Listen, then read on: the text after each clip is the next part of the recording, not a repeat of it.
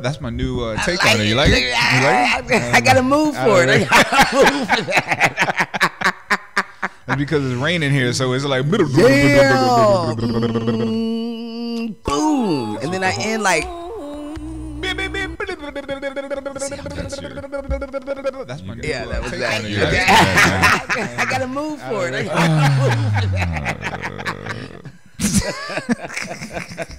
I got to get that chord. Yeah. Good morning, and happy hump day to everybody out there. It is Wednesday. Nika's over there coughing, but that's all right. You okay?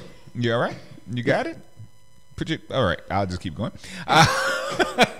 Happy Wednesday, everybody. It is Wednesday, September 12th. Good morning, the one. Yes. You are the one that are watching the one. Yes. Absolutely. Yes. Good morning to all. And to all, a good night. What? I don't know. We just got here. But after that cough, I'm like, good night. Sleep. Good night. You know when coughs and you have allergies and stuff, but like it takes the energy out of you. Yeah. You know, like one good coughing spell, you'd be like, ooh. I gotta take a nap. I work on my core. My core game is whack. Oh my goodness.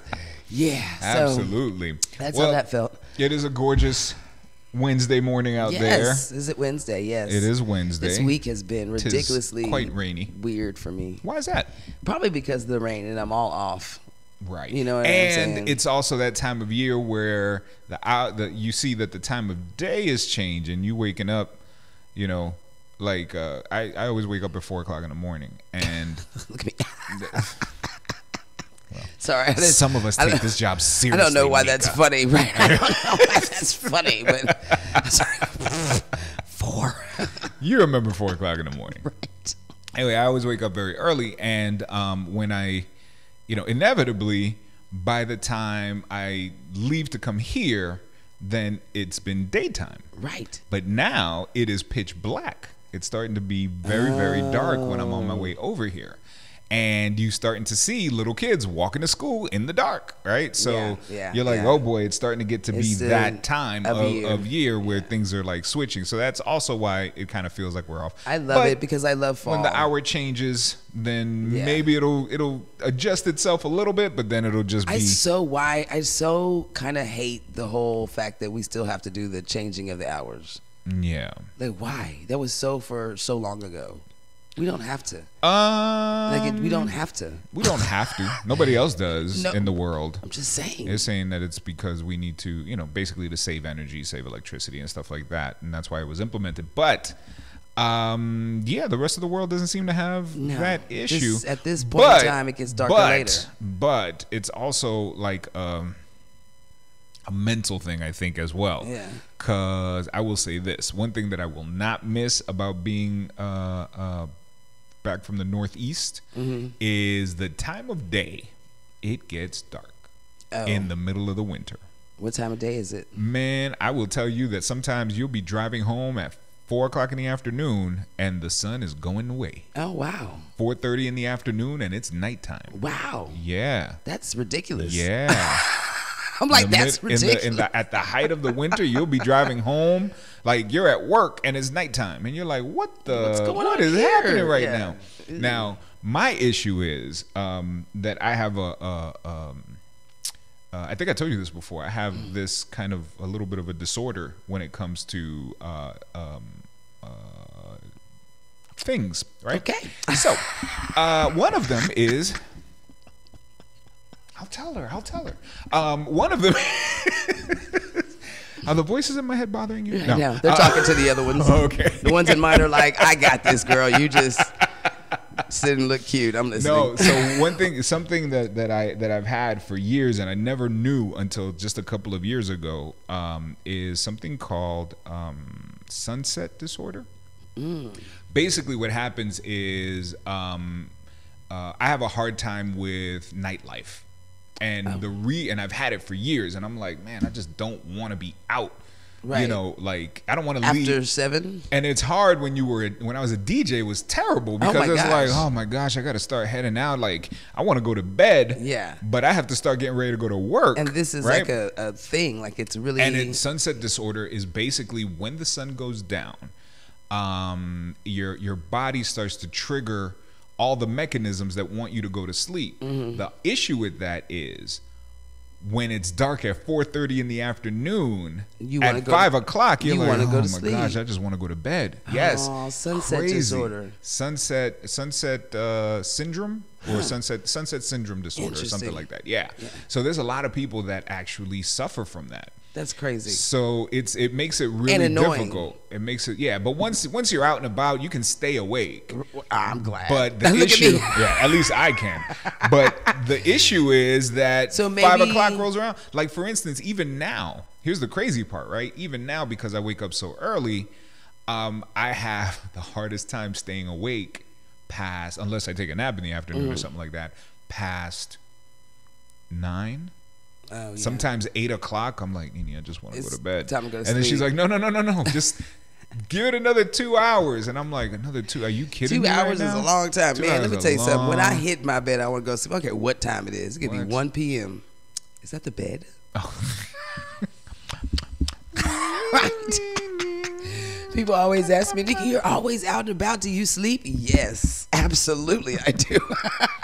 See, that's why I like Michael Anthony Jackson. That's why I like brother Jackson. Let me tell you something. 4 a.m. to collect yourself and prepare yourself for greatness. Is Michael Anthony Jackson still on this feed? He was right. It says, first he said hello. Then he was talking about your thing. Said, yeah, it's a slow week, so I could see why. Yeah. And then he was like, yeah, wake up at 4 o'clock and prepare yourself for greatness. I love it. Well, what he needs to say is, oh, boy. Yeah, I'm going to whoop that ass. Why don't you take care of your personal things? Your personal time. Don't talk to him now. Okay. Talk to him right now. All right. So it's a rainy morning here in the Alamo City. The current temperature outside is I don't know, probably 72 or something. Right, it's always 72. Let's say that. Which is great. The high today is looking to be somewhere around the mid 80s. The low tonight will be 74, and there will be nighttime thunderstorms this evening that continue into scattered thunderstorms all day tomorrow, with a high of 86 and a low of 74. And it looks like the rain is going to continue. Let me actually just show you guys. It looks like the rain. What was that? Oh, okay. It looks like the rain is going to continue oh my gosh. all through. Why? That's what's happening right now. You see all the rain. It's in Austin, and I guess it's ridiculous. Why is Austin over here on this map? That mean that we're over here? I thought we were over here somewhere. No, we're down. We're down. We gotta be right. It's an hour, Nika. We are not in Mexico. It's got to be like right around here somewhere.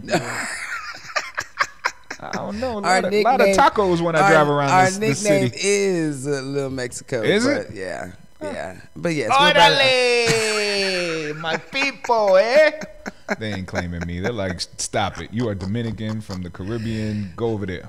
Oh. Anyway, there it is. All right, so it looks like we're going to have thunderstorms going all up until next Wednesday. And Wednesday there will still be thunderstorms. Should be in the morning, fabulous. And then it's going to continue into sunny at the end of next week.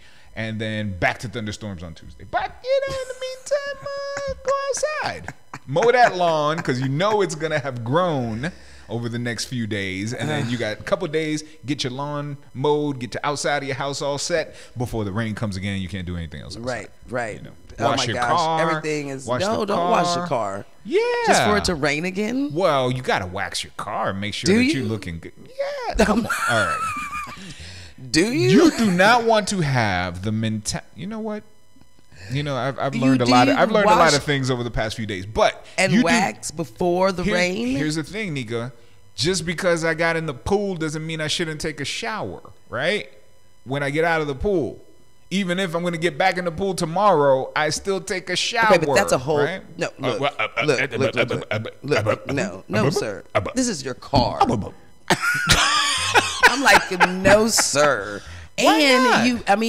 Wash your car, wash and wax your car, throw that Rain-X on the windows so that when you're driving down that highway, boy, the water just beat off and you're still shiny and fresh and you don't got all these water spots all over your car all the time. Okay. Come on. Look at me. Okay. I'm gonna leave that to people who enjoy their cars. wash their cars. Enjoy washing them.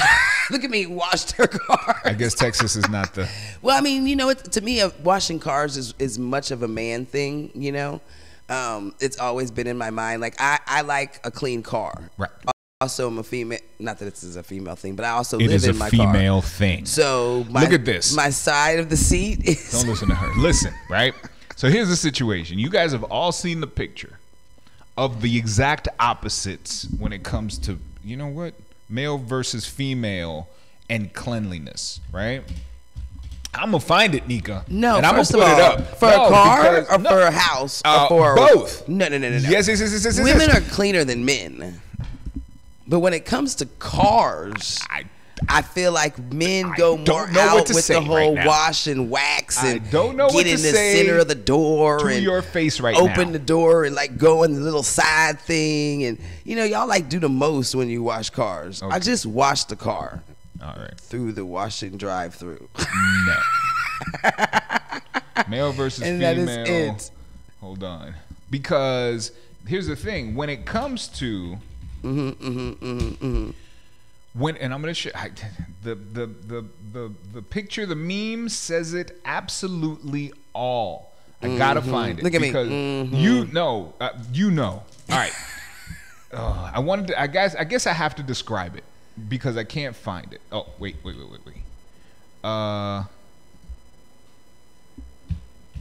ahead, talk to him because I'm a. I mean, I'm trying to figure out what you looking at because I've already said my piece, right? Like I'm done. Like I feel as if, you know, there's nothing else to say. Well, thank you for not moving on until I find this. Yeah, thing. at this point, I appreciate that because you could have been very, very poopy face about it. Okay, here we go. Is this it? I gotta try to make it big if I can. Women are cleaner than men. Men take more time cleaning their car than women. This is how I feel. All right. No. But okay. Okay, so I don't know if you guys can see this. I'm hoping you can see this. I totally want to make can it see bigger, and I can't. So this is basically the truth about men and women when it comes to cleanliness. As you can see, a woman's room is always ding at the house, yes. and a woman's car is yes. always trash yes. when it drives down the street. Totally agree. And exact opposite for a man. Yes. A man's room at his house Trashed. is always trashed and his clothes car everywhere, but See, the car is so always. why are you arguing with me? Because that's exactly what I was saying. That is not what I said. We keep the house clean. That is not. I'm turning you up. That is not. Where is your room at? In the house.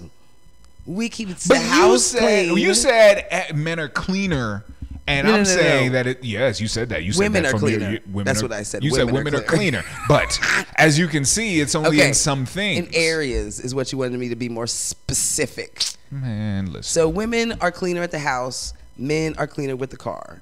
Cause y'all be like over the top with it. I'm not washing my car before it rains. Are you crazy? But I'm saying if it's not raining for like 4 days, you can wash your car. I'm not saying wash it in the morning and then it'll rain in the afternoon. Okay. Because that's annoying. Or the next day. Yeah, because to have it in the driveway clean and then it won't be clean again when you're driving it, that's crazy. But you can wash it on Monday if it's not going to rain until Thursday, and then have Monday, Tuesday, well, maybe Wednesday. Wash it. No, I'm not even gonna do that. But I feel you, like, because I see guys that do that, like, because it's the weekend, they going out, they rolling. You know what I'm saying? So even though it's gonna rain on Sunday, I'm still going out Friday night and Saturday night. So I'm finna wash my ride. Right? Are people still doing that? I don't know. Trying That's what it sounds like to me. Rolling in your car, like. That's what it sounds like to me. I guess you have to be a specific. But I'm gonna be honest with you. I wash my car. I roll daily.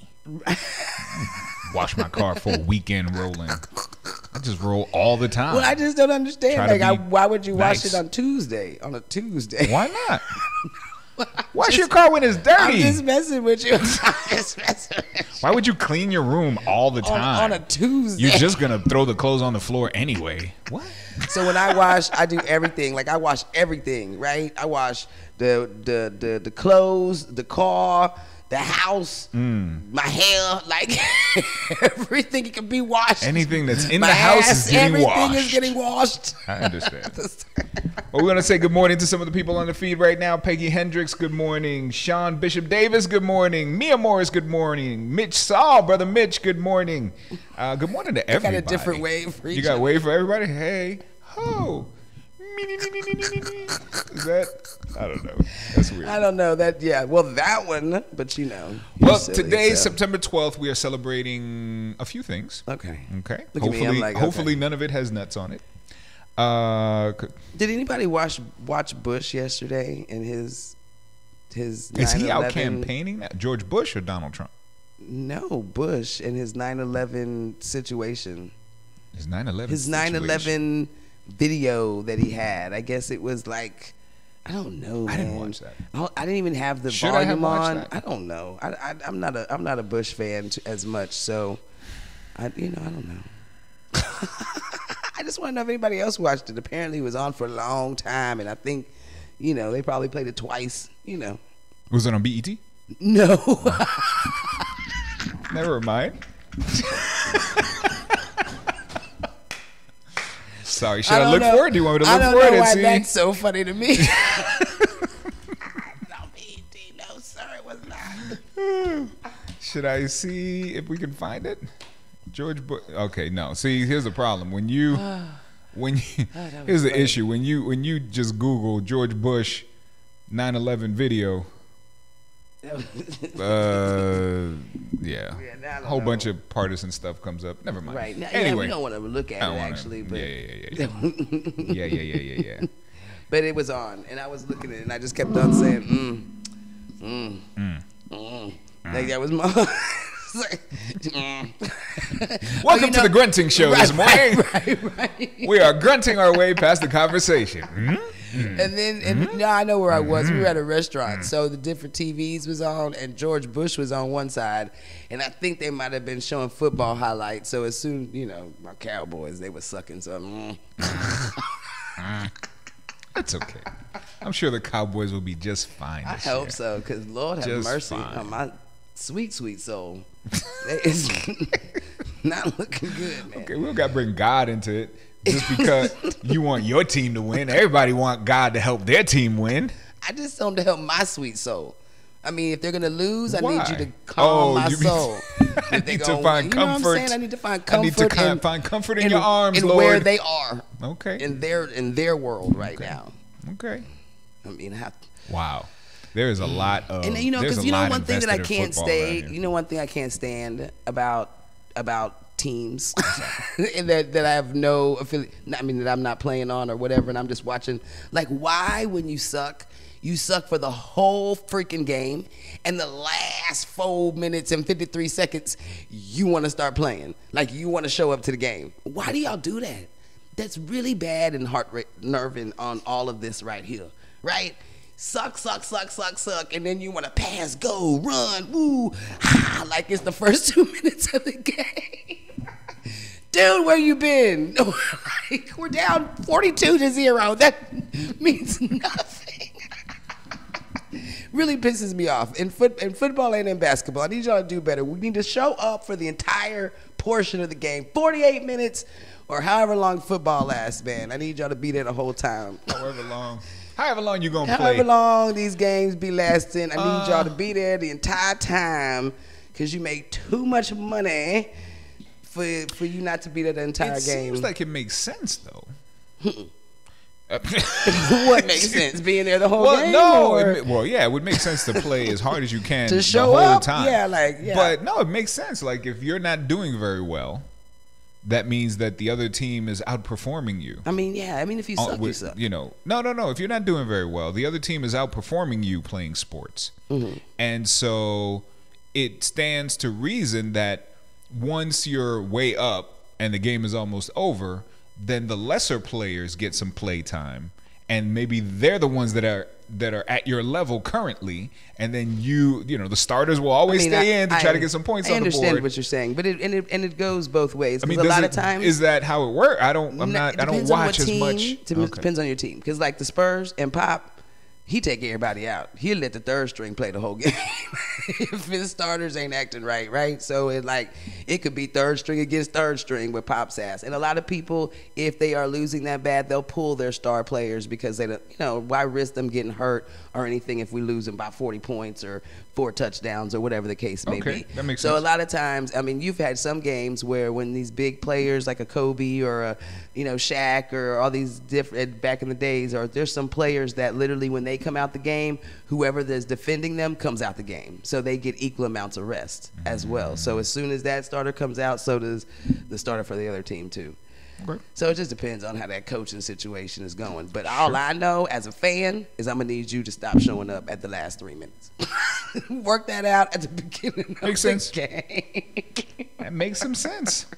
You are right. So yeah, I can see how it would be like heart wrenching for the fan to. It's like, oh my gosh, look, you scored! Yay! Finally.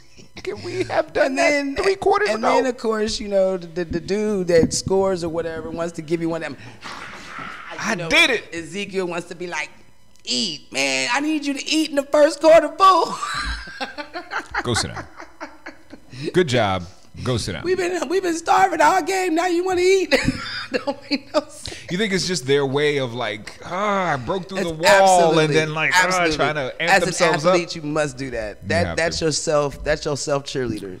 Have you ever had? Are there any football players that do that? That we score and it's a big thing, and then it's just like, thank you very much, and then just keep it moving. Mm-hmm. There are? Absolutely. Okay. There's It's not always showboating. It's not always. Oh yeah, there's more people. More people don't showboat than not. Oh, okay. Than do. Right. Most people just score. Just score. I did that. Thank you. Point to somebody. I appreciate you guys. Thank you. Give it up to the Lord. Have a wonderful day. Keep it pushing. All right. Yeah. But they don't get, but they don't get they don't get to be on. Most showboat situations, people that showboat all the time. You know what I'm saying? And then you have the one that never had a touchdown. So then it's just like locker room talking your homeboy. So man, if I ever get a touchdown, or when I get a touchdown this season, this is what's gonna happen. And then you have them personal victories and stuff. So when you can tell when 4 of them get together and do a little routine. They didn't talk about that. It's like practicing the slides of course. on a Saturday night with your homegirls. You know what I'm saying? How's it go? Girl, like this. And then when we get in the club, we're gonna be like, They do the same thing. This is what we gonna do on the field. And they be in the room hollering and laughing. Practicing whatever their little routine gonna be. Yeah. So I guess you need to have a routine. Otherwise, how you gonna be on Sports Center?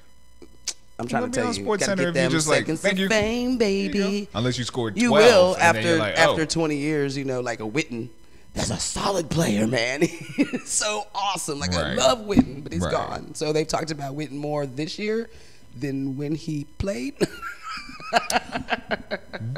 Never mind. Okay. All right. So that was our sports segment today, obviously. This sports segment is brought to you by Ford.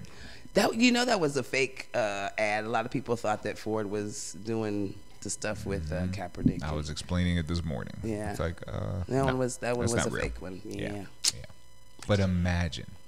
Would have been a great. It's a great thought experiment, right? I to bet, just think about it that way. And imagine if that Ford was probably like, damn, that would have been good. But if you don't come out with it, and who's your target audience?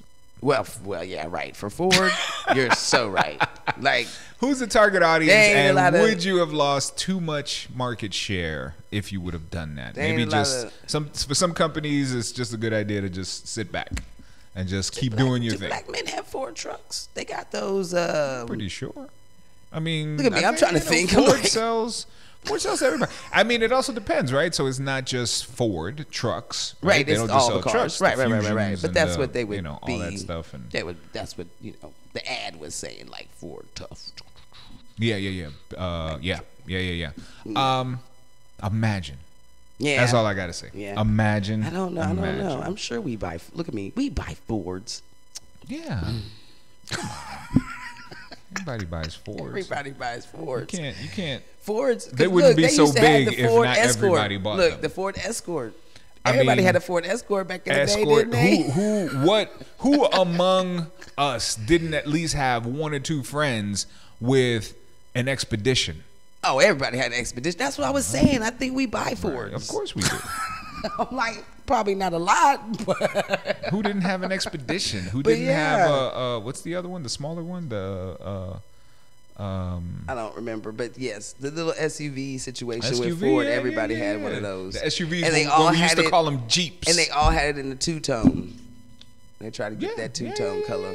Those the ones I knew. Who didn't? So yeah, we buy everything. We buy. Well, that's the point. Our spending power is the ish. Is the ish. You just need to learn how to spend it on each other. Ish. All right, so today, September 12th, we are celebrating a few things today. National Day of Encouragement. Fantastic. Which is great. Yeah. Love to encourage people. It is National Day of Encouragement today. And you can observe it by encouraging your friends and family and your neighbors. I'm going to need y'all to always have been doing that. Do that. Work that out. Exactly. Do that on the daily. Today is also National Video Games Day. Whatever. I love a video game. Miss Pac-Man. And if you got... No. Okay, I'll allow it. It's a video game that look at it like this. It's a video game. You enjoy it. I don't want to get into the new time video games. They're too realish, and and I might turn into one of them people that sit in their room all day and just play video games. I don't want to be that person because they too you know what I'm saying? Okay. If that's your, I like car video games though. Okay. Enjoy whatever video game you like, because today is National Video Games Day. Fantastic. So just enjoy it. It is also National Chocolate Milkshake Day. I'm lactose intolerant, so even if it's good for me, it's bad for you. Every day with this. Every day. I hate what you're saying, Ziza. Everything about what you say I'm just telling you that has anything to do with that food if Mia brings us terrible. Milkshakes today, it's gonna be a bad thing for you. For y'all. For you? No. I'm gonna enjoy it and be on my way. All right. I'm gonna drink it and then I'm gonna be. So sexy. So sexy. And then you're gonna be like, oh my goodness. Right. Because I'm a girl that's a farter. I'm not gonna run to the bathroom to let my fart out because it's rude to fart in front of people. How many else feel like that? I'm just wondering. Anybody else a farter that just farts? Let's check the feed. Nope. Okay. And today is also National Report Medicare Fraud Day. Huh? Right. It is. It's National Report Medicare Fraud Day. Medicare Fraud Day. And that's sending people to jail on November 12th. November 12th. So National Report Medicare Fraud Day. So I'm sure we're all good people. None of us know. Why is that a day? That don't even make any sense. I don't know. But anyway, you can go ahead and celebrate all that stuff. Drink your milkshake while you're looking out the shades at people committing Medicare fraud. I know Mrs. Ernstine from next door. That's some fraudulent. She don't need 2 canes. There's some fraudulent. She don't need 2 canes. 1 cane's enough, Mrs. Ernstine. That's fraudulent. I don't know what they got over there. Aubrey Lewis, good morning. There's some of those that are cracking me up, man. She don't need 2 canes. That's fraud. Got me laughing this morning. Hey, look. Yes. It is Wednesday morning. And on Wednesday morning, The Observer comes out. And this one is Juskowski. Who? It's Juskowski. Juicy. I don't know any of the words that you're saying. Is it English? It's Skewski. Part English. It's juicy, man. Oh, it's juicy. Juicy. What's juicified on about Observer, September the 12th, 2018, San Antonio, Texas, free since 1995. You're fired. Yeah, I read the whole thing. Free since 1995. Yeah. You're fired. Oh. You're fired is what it says. Fired? What happened to the $1.8 million pledged to black businesses? Question mark. What happened to it? I'm just wondering. The community calls for leaders of Alamo Black City Chamber of Commerce to resign immediately. Ooh, that's bananas. That is bananas. That's crazy. I'm like, what in the heck is going on? Do you want to get into it a little? You want to see what? I don't know what it is. Tell me. Explain to me. Apparently, ooh, that's a long. It's right. It's like homework. Let's just is there say a TLDR there? that let's just say that these are pictures of the chair and the parliamentarian and 4 years.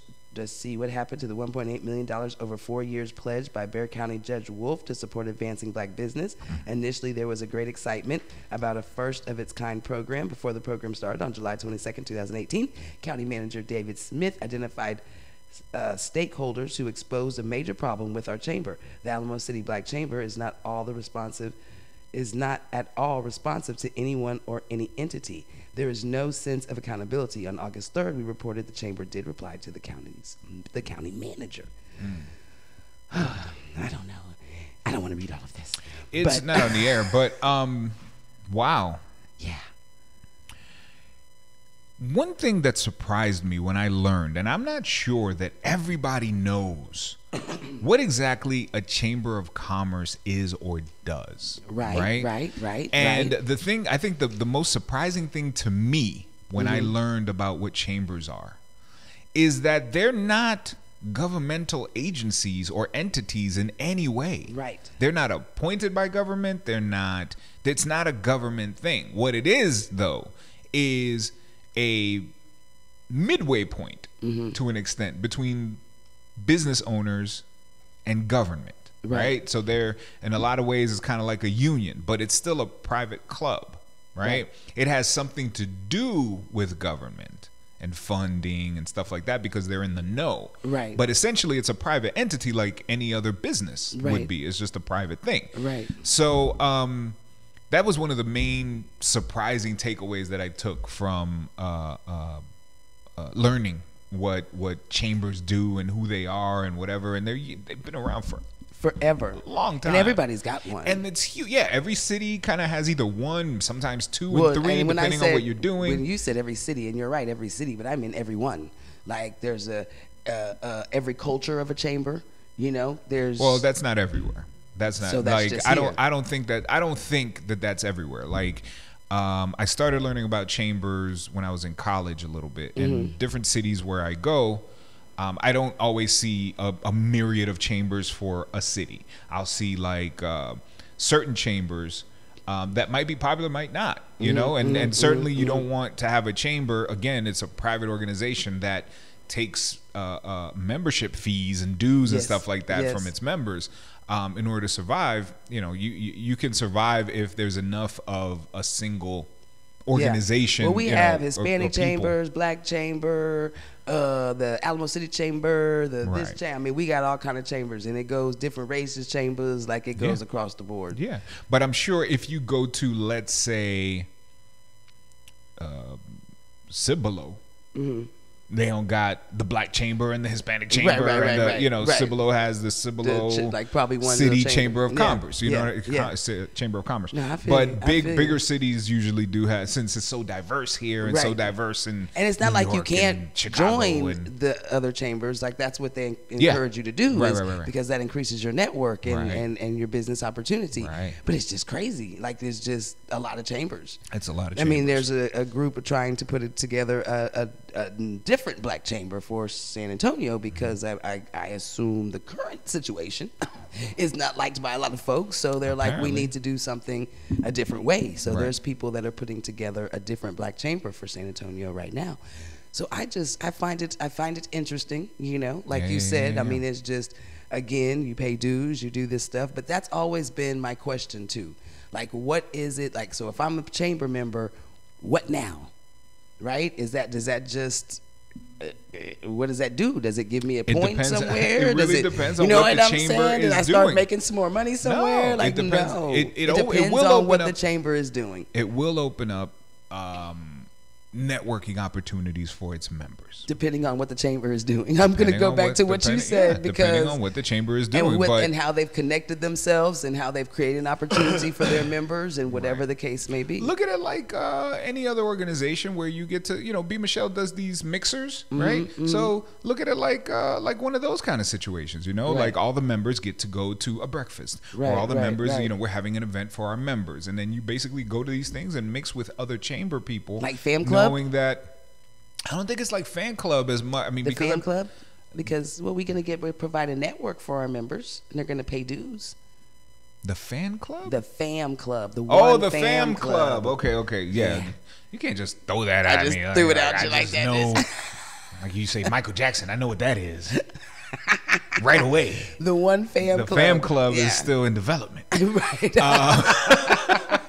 But basically, you know, so you it opens opportunities by bringing people together, right? And then, okay, y'all go ahead. Right. And you guys talk, and by knowing what businesses are doing and encouraging, you know, encouraging businesses to do more business with each other. And it's very easy to get it twisted when it comes to how close to government it is. If you've ever been to Washington, D.C., the U.S. Chamber of Commerce it looks like a government building. It's massive. It looks like the White House. It looks like Congress. It looks like it's just this huge, a whole block, you know, building in the middle of D.C. And it looks like it's part of the government, like any other thing, you know. It is a private organization, the same way that the Fed, our central banking system, the Federal Reserve, it is not a government agency, right? It is private organization that handles people's banking and money and all that stuff, but it's not federal. It's not really federal, except for that our president gets to name its head. Right. But in all essence, okay, you name the head. All right, bye. And then you're done. Right. Okay, thank you. Appreciate you. You got to go because we got stuff to talk about in here. Yeah. Right. And everything they do affects people, but it's not a federal situation. We ain't voting for anybody in there. Right. You know, he assigned, okay, but who is this? And why don't we know anything about them? And why aren't they? Who are these people? Look, don't get me started. Right. So anyway, it's just interesting to see. So in this kind of situation, you're right. I that makes it's more interesting what you said just now. So they're looking to start a new black chamber. And again, if this was a governmental agency, you couldn't just start. Another one. Get a group of people together and be like, all right. Right. I don't like the mayor. I'm just gonna start another government. Right. What? Right. Can't do that. I'm just saying, man. So now these guys apparently, according to the article, have misappropriated funds. Yeah, they you know, there was a $1.8 million deal. Apparently, the wolf man was going. Look at me. This is so generalizing, right? The governor was going, you know, gave this for this new program. They're trying to ask where it is. I at one point heard that they didn't get it, right? Like they were waiting on the money to finally arrive. So I got to read the whole thing. I want you to read the whole thing. I want you to get your own opinion. So you can go to the observeressay.com and you'll be able to read the articles, or come by the hub and pick one up, or go by any HEB on the east side, or lots of the churches also have them available as well. But you know, go and pick one up and see what's popping. Be informed. Be informed. Be prepared. That's all it's about, is being informed. And we also, in the Observer as well, we talk we read about District 2 news with Councilman Shaw. So we have an update on him, or with what's going on with him. Mario Salas is in there again with his fabulous history lessons, which I call them, giving us good knowledge. The Village with Deborah Omawali is on and popping. She's always got a challenge. This week's challenge is to fold. Reach out to a single parent to provide assistance in their child's education. Some suggestions: attend a school function, volunteer in the classroom, attend a parents' meeting, homework assistance, transportations. The possibilities are endless. Let us know on Facebook your ideas and success. It is. You know? Very cool. She has a whole bunch of different things.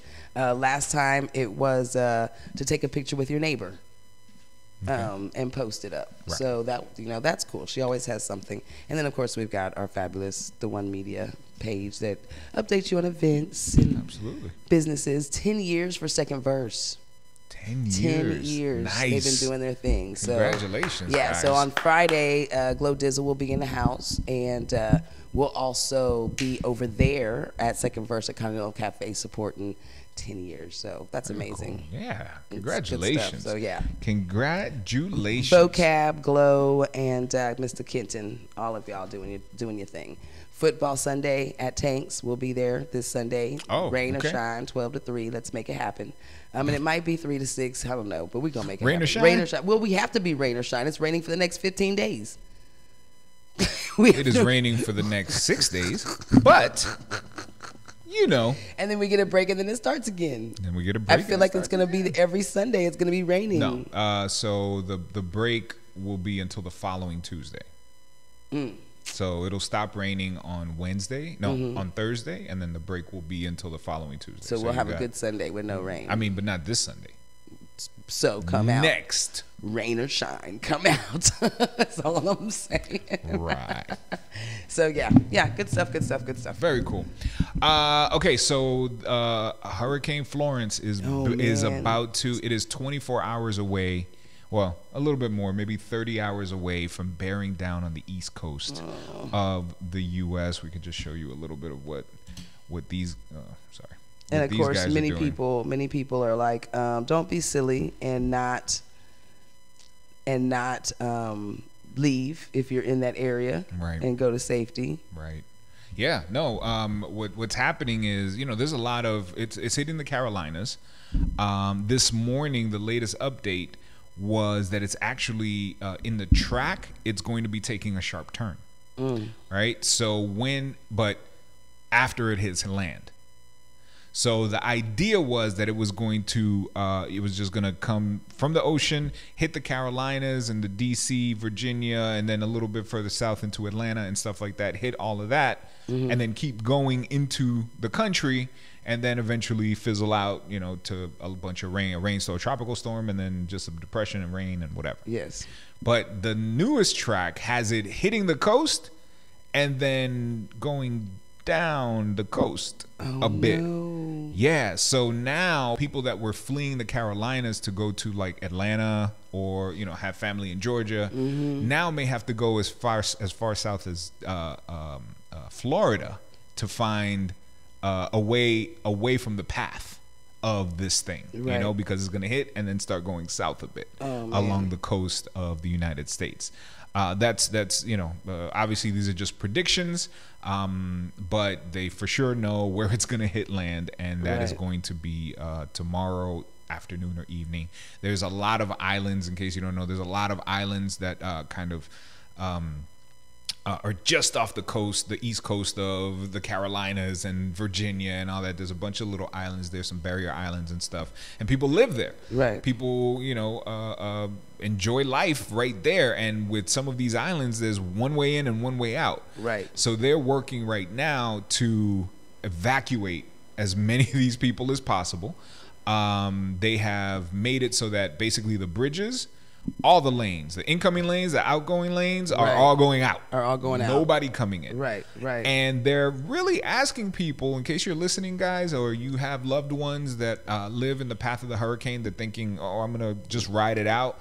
There's so many reasons not to, right? Number one, the hurricane like this has not hit that part of the country in decades and decades and decades, right? So chances are the people that are there right now do not remember or weren't alive the last time Category 4. Right. We're talking 150 mile an hour winds, 140 mile an hour winds. Yeah. We're hitting your house and you think you're cool, right? I'm fine. I put some stuff on my windows. I got water in the bathtub. I should be fine.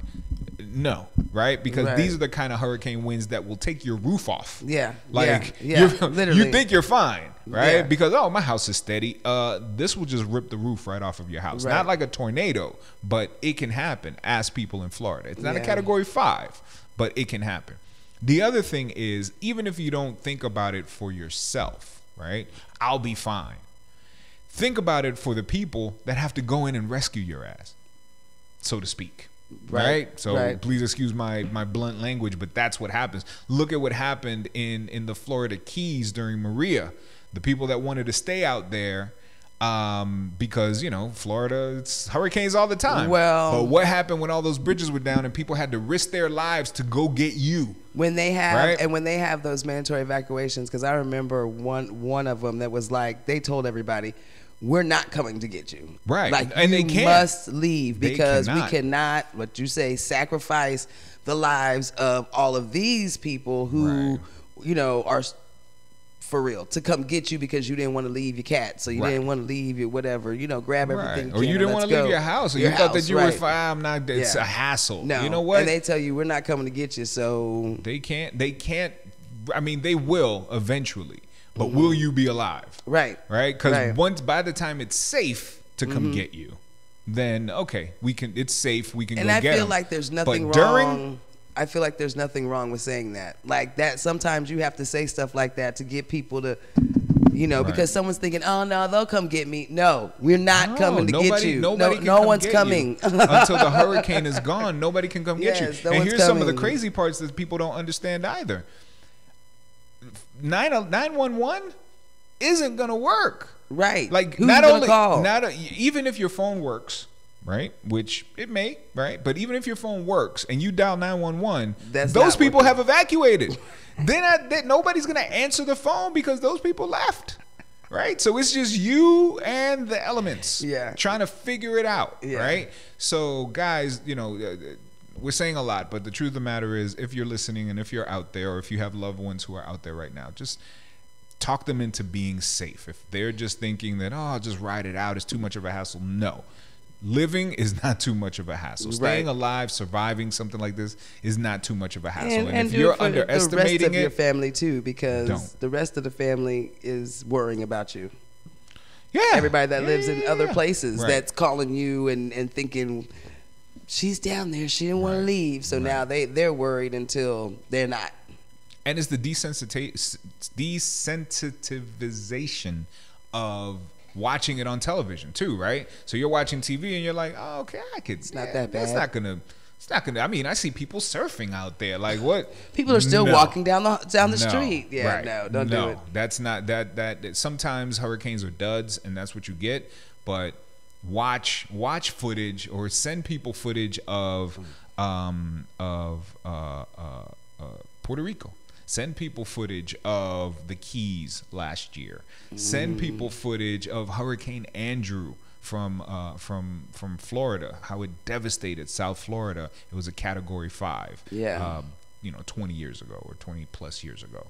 Send people footage of that stuff and show them that, hey, these people thought they were good too. Right. And they're not. And this is just rain and water. And honestly, especially if you're on a coast, the deadliest part of any hurricane is the surge, the water. It's not the winds. It's not, that's not what's going to kill you, so to speak, right? What kills most people is the storm surge, the water that's coming out. Imagine little mini tsunamis that's coming from the ocean, just taking over, breaking over barriers and walls and coming in your house and not caring that, oh, I have a new house and it's new construction. Okay, no problem. And here I am. And you got a leak there and a leak there, and look, it's coming in from under the door. And now look, the water doesn't care, man. It doesn't. It doesn't. It's gonna go wherever it is. So, try to keep your people safe, and if you're listening, stay safe. And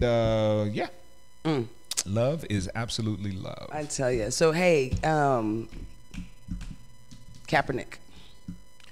Colin Kaepernick. Okay, sold out on his on their little jerseys that they had going on. One day they put him up. I'm with Cap, jersey, football jersey, and sold out in one day. What are we talking about? I'm sorry. Kaepernick. Yes. And his new campaign and all the things that are going on with him. Nike. Okay. And they put the new jersey. I'm with Cap jersey. Okay. And so Nike sold out of their Cap jerseys? In one day. Tell them, please, about the fake one so that they know not to fall for the okie dokes. Which fake one? The fake story. The fake story. Of Ford? The Ford, yeah. Oh, yeah. I'm like, yeah, did we just talk about that, though? We talked about it off air. On air. Did we? Yes. I don't remember. I was like, we talked about that already. I don't remember.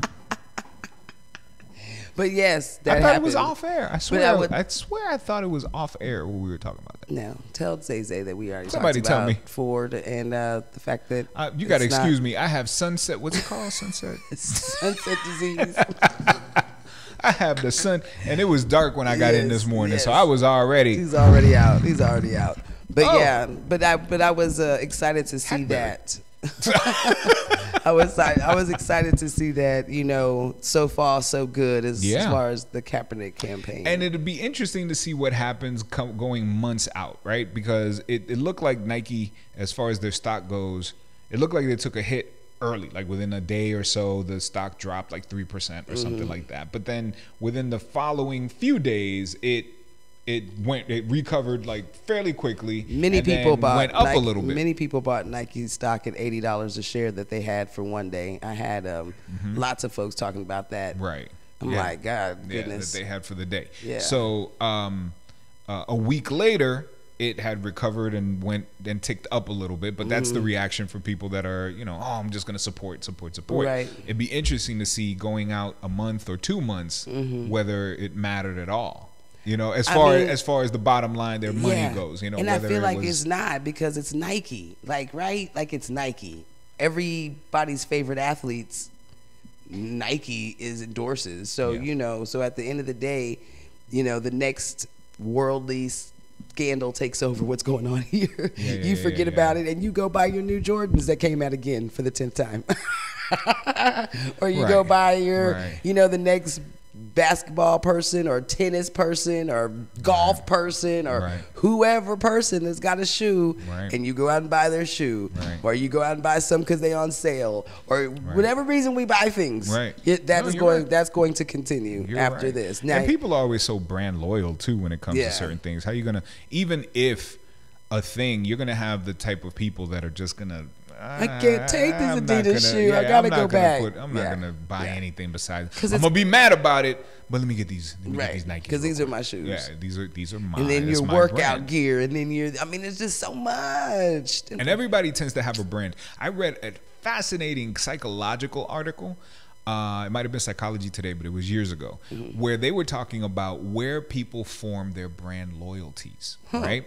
And usually, brand loyalties are formed in college for a lot of people. People that go to college usually form their hardcore brand loyalties in college. I believe that. That's why you see a lot of commercials for detergents and stuff like that, with the college student who's buying detergent or who's, you know, using it or what have you, because that's the rest of the life. If you think about it, whatever detergent if you're not using the detergent that your parents used, you went to your own detergent in college when you started literally washing everything on your own. And that's the one that you've now bought. That you continue forever, for the rest of your life. Absolutely. Same thing with brand loyalties. Actually, ferment also for toothpaste. I was about to say toothpaste, soap. You know, those kind of things. That's where brand loyalties kind of developed. All of that good stuff. Whatever was good to you back in the day, you hung on to. Kind of what you do. Are you brand loyal to anything in particular? No, you're not that type of person. If it works, it works. I'm more pocketbook loyal.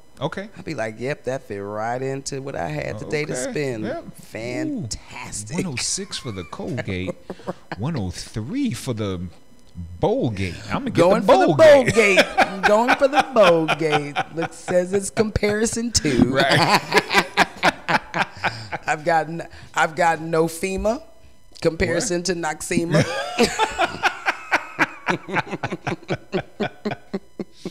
I get cream. Right. Boom. Cream. Boom. I have flakes comparison to Frosted Flakes. Right. Crispies. Paper. Right. Yeah. I mean, you gotta get all those generics. So sometimes cheese. What you got? I got cheese. I got cheese. What kind of cheese you get? Block cheese. Cheese. It might be yellow. I haven't opened it yet. It might just be the paper that's yellow. It might be the plastic. I don't know. What's this? Kelvin says Phil Knight, the owner of Nike, is going to have to call me. What? Okay, hold on. What is happening? For me not to buy another pair of Nikes or Jordans, I'm sneaker. Okay. He said that Phil Knight, the owner of Nike himself, would have to come to my face, get in my face, point his finger in my thing and call me a female dog ass N-word for me to stop buying his shoes because I'm a sneakerhead. Okay. So then you'll stop. And then when he's fired for doing that, he'll go back and buy it because you're a sneakerhead. Yeah, it's happening. It's happening. That's funny. Sure. You would have to literally call me. But that's the thing that I always. So when we have our conversations about supporting black business or supporting small business and mom and pops and things of that sort, that's the kind of thing that we always talk about. Remember that your biggest brand, that biggest corporate brand ever, does things to piss you off all the time. But you're loyal to them. You still go back and buy that shoe. You still go back to the restaurant and do that. So give the mom and pop person a break when there was 5 nuggets and not 6, and you ordered 6, and this price is whatever. Don't mess with my nuggets. Right, but like it took too long to get my this done, and a smaller entity, one thing they do wrong, and we just crucify. But these people that we've made into millionaires through all of our loyalty of buying their product can turn around and call you the N-word or call you, we don't care about your money, or we don't want, clearly say that. And what do? Go spend more money. Well, you know what's interesting is how really when it comes down to it with the big companies, it's about these massive sweeping kind of actions that we may not like before we start thinking about it. And with the mom and pops, it's all about service, right? The service is when we start like, oh, well, I don't know if I'm gonna come back here. Right. How often have you gone to get a burger at McDonald's and it just wasn't good? And it just wasn't a good burger. Like, let's say you're like, oh, this is dry, or oh man, today it was like this. But you still going back on Thursday for lunch to get, and it's not the service part, going back to Popeyes for Chicken Tuesday. Even though maybe today it was greasy, even though or the crunchy was falling off, even though last month they was on the news for, not this last month, but they were on the news for some old health violation, right? I ain't never going back there until Chicken Tuesday when it's $1.99 again. Right. But when it comes to the mom and pops, we are so critical. Ready to be critical. Yeah, exactly. Ready to close their ass down. Ready to be like, them nuggets are good, but he cheated me out of a nugget. You cheated me. Yes. What? Yes. I cheat We're you. criminal. We're criminal. You're a criminal Here's now. 2 nuggets. Here's one to make up for the other one, and here's a 2-piece right now. Go away. Right, like literally. Jimmy. Why don't you go talk to your neighbor who got 2 canes? Because of Medicaid fraud that I celebrate on today. Yay. And we brought it back. Oh my goodness. Okay, what were we talking about? He made me go off on a whole nother tangent. I don't even remember what we were saying, so we'll just do something different. Okay, so would you... I'm just kidding. Yeah, okay.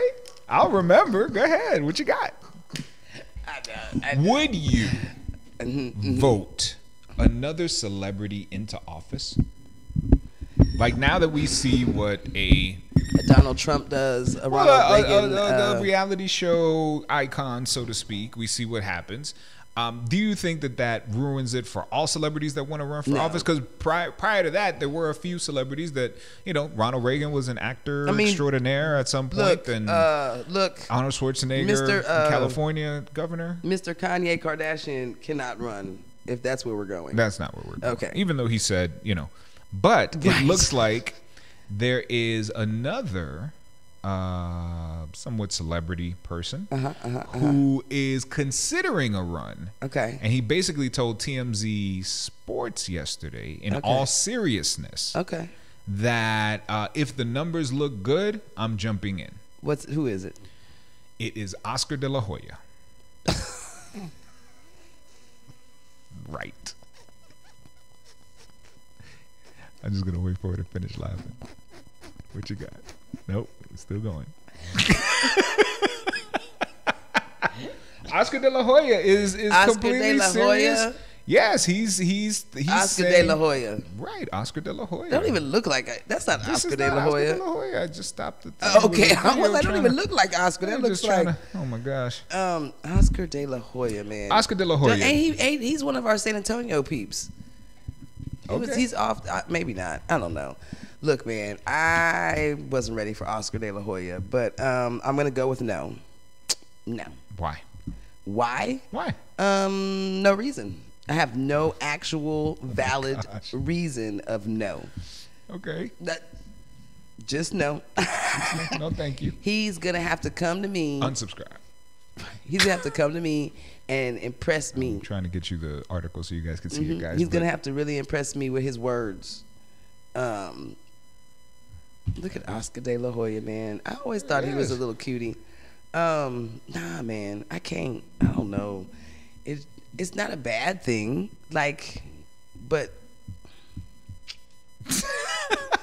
you having a hard time coming to terms? I'm having a hard time with it because I feel like you need, like, there needs to be some type of experience, and I don't know if it's governmental experience or whatever the heck or something, but you need to been doing something. I feel like you need something.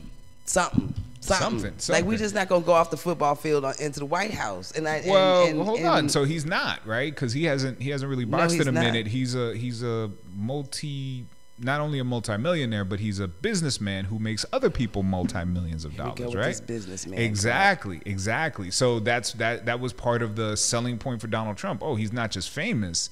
He's I felt like a he wasn't businessman. a good He's a businessman, billionaire businessman who can whatever, right? Yeah. And he runs companies, so he'll run this country like a company and get us back on track financially, right? That was the idea initially with Donald Trump.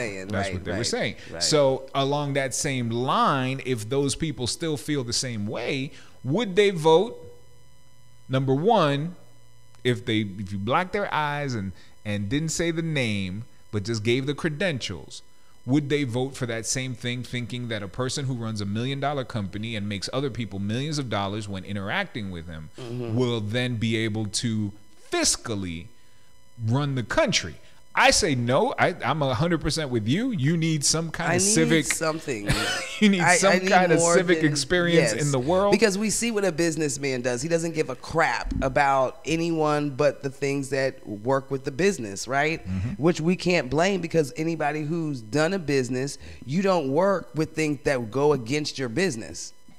Yeah, it's bad business. Right. You know what I'm saying? Right. There's people that say all money ain't good money. There's things that keep your business going or whatever, but business is also very specific to a target market. Right. To even if a target market is big, right, it don't matter. Everything's got a target market. Every business has a target market. 100%. So like, we can't run the country like a target market. Right, like you're a specific target market. A specific thing. You're not just because a person makes $1 billion creating microchips and computers. Right. Doesn't mean that they're gonna make $1 billion selling yarn. Exactly. That ain't your. It's not the same market. Lane. It's not your lane. You don't know what yarn does. You don't know what that does. You buy an expensive yarn, and there's yarn over here that you can use. You didn't know about these colors. It's a different thing. Yeah. So prime example, we've got who we have right now. He does a target market, and he might say it as "Make America Great Again," Americans, right? But we're not. We're in America that welcomes people and different cultures and different religions and different stuff, but yet he's making a target market. I only want to help this. I want to build this. So if I build this, then this suffers. Right. And I don't think the president should have that kind of mentality. Right. So no, I don't want another businessman. I need somebody, maybe a great businessman, but I need somebody who also knows the word civic and duty and what it means. Yeah. And you work for us. Right. I need them to understand these terms. I want you to have at least read the Constitution all the way through 5 times, so that you at least know what's in there. Even if you don't understand it, you know what's in there. Either way, somebody said it might as well be Mike Tyson. No, that's even worse. That's a different thing. Mike Tyson, that's a whole nother. And I'm sure Oscar De La Hoya is a smart guy, but you're right. It has a lot to do with what's your target, right? So yes, you've created an empire on boxing, but because you're great at that, does not make you You're necessarily be great at running the country. a good country runner. Yeah, no, because you can Absolutely jog not. don't mean that you should maybe. And that's the same Either thing way. with Donald Trump and everybody else who want to come but don't have the decency to learn about other cultures and people that live and know that Puerto Rico is America and know the words to the Star Spangled Banner.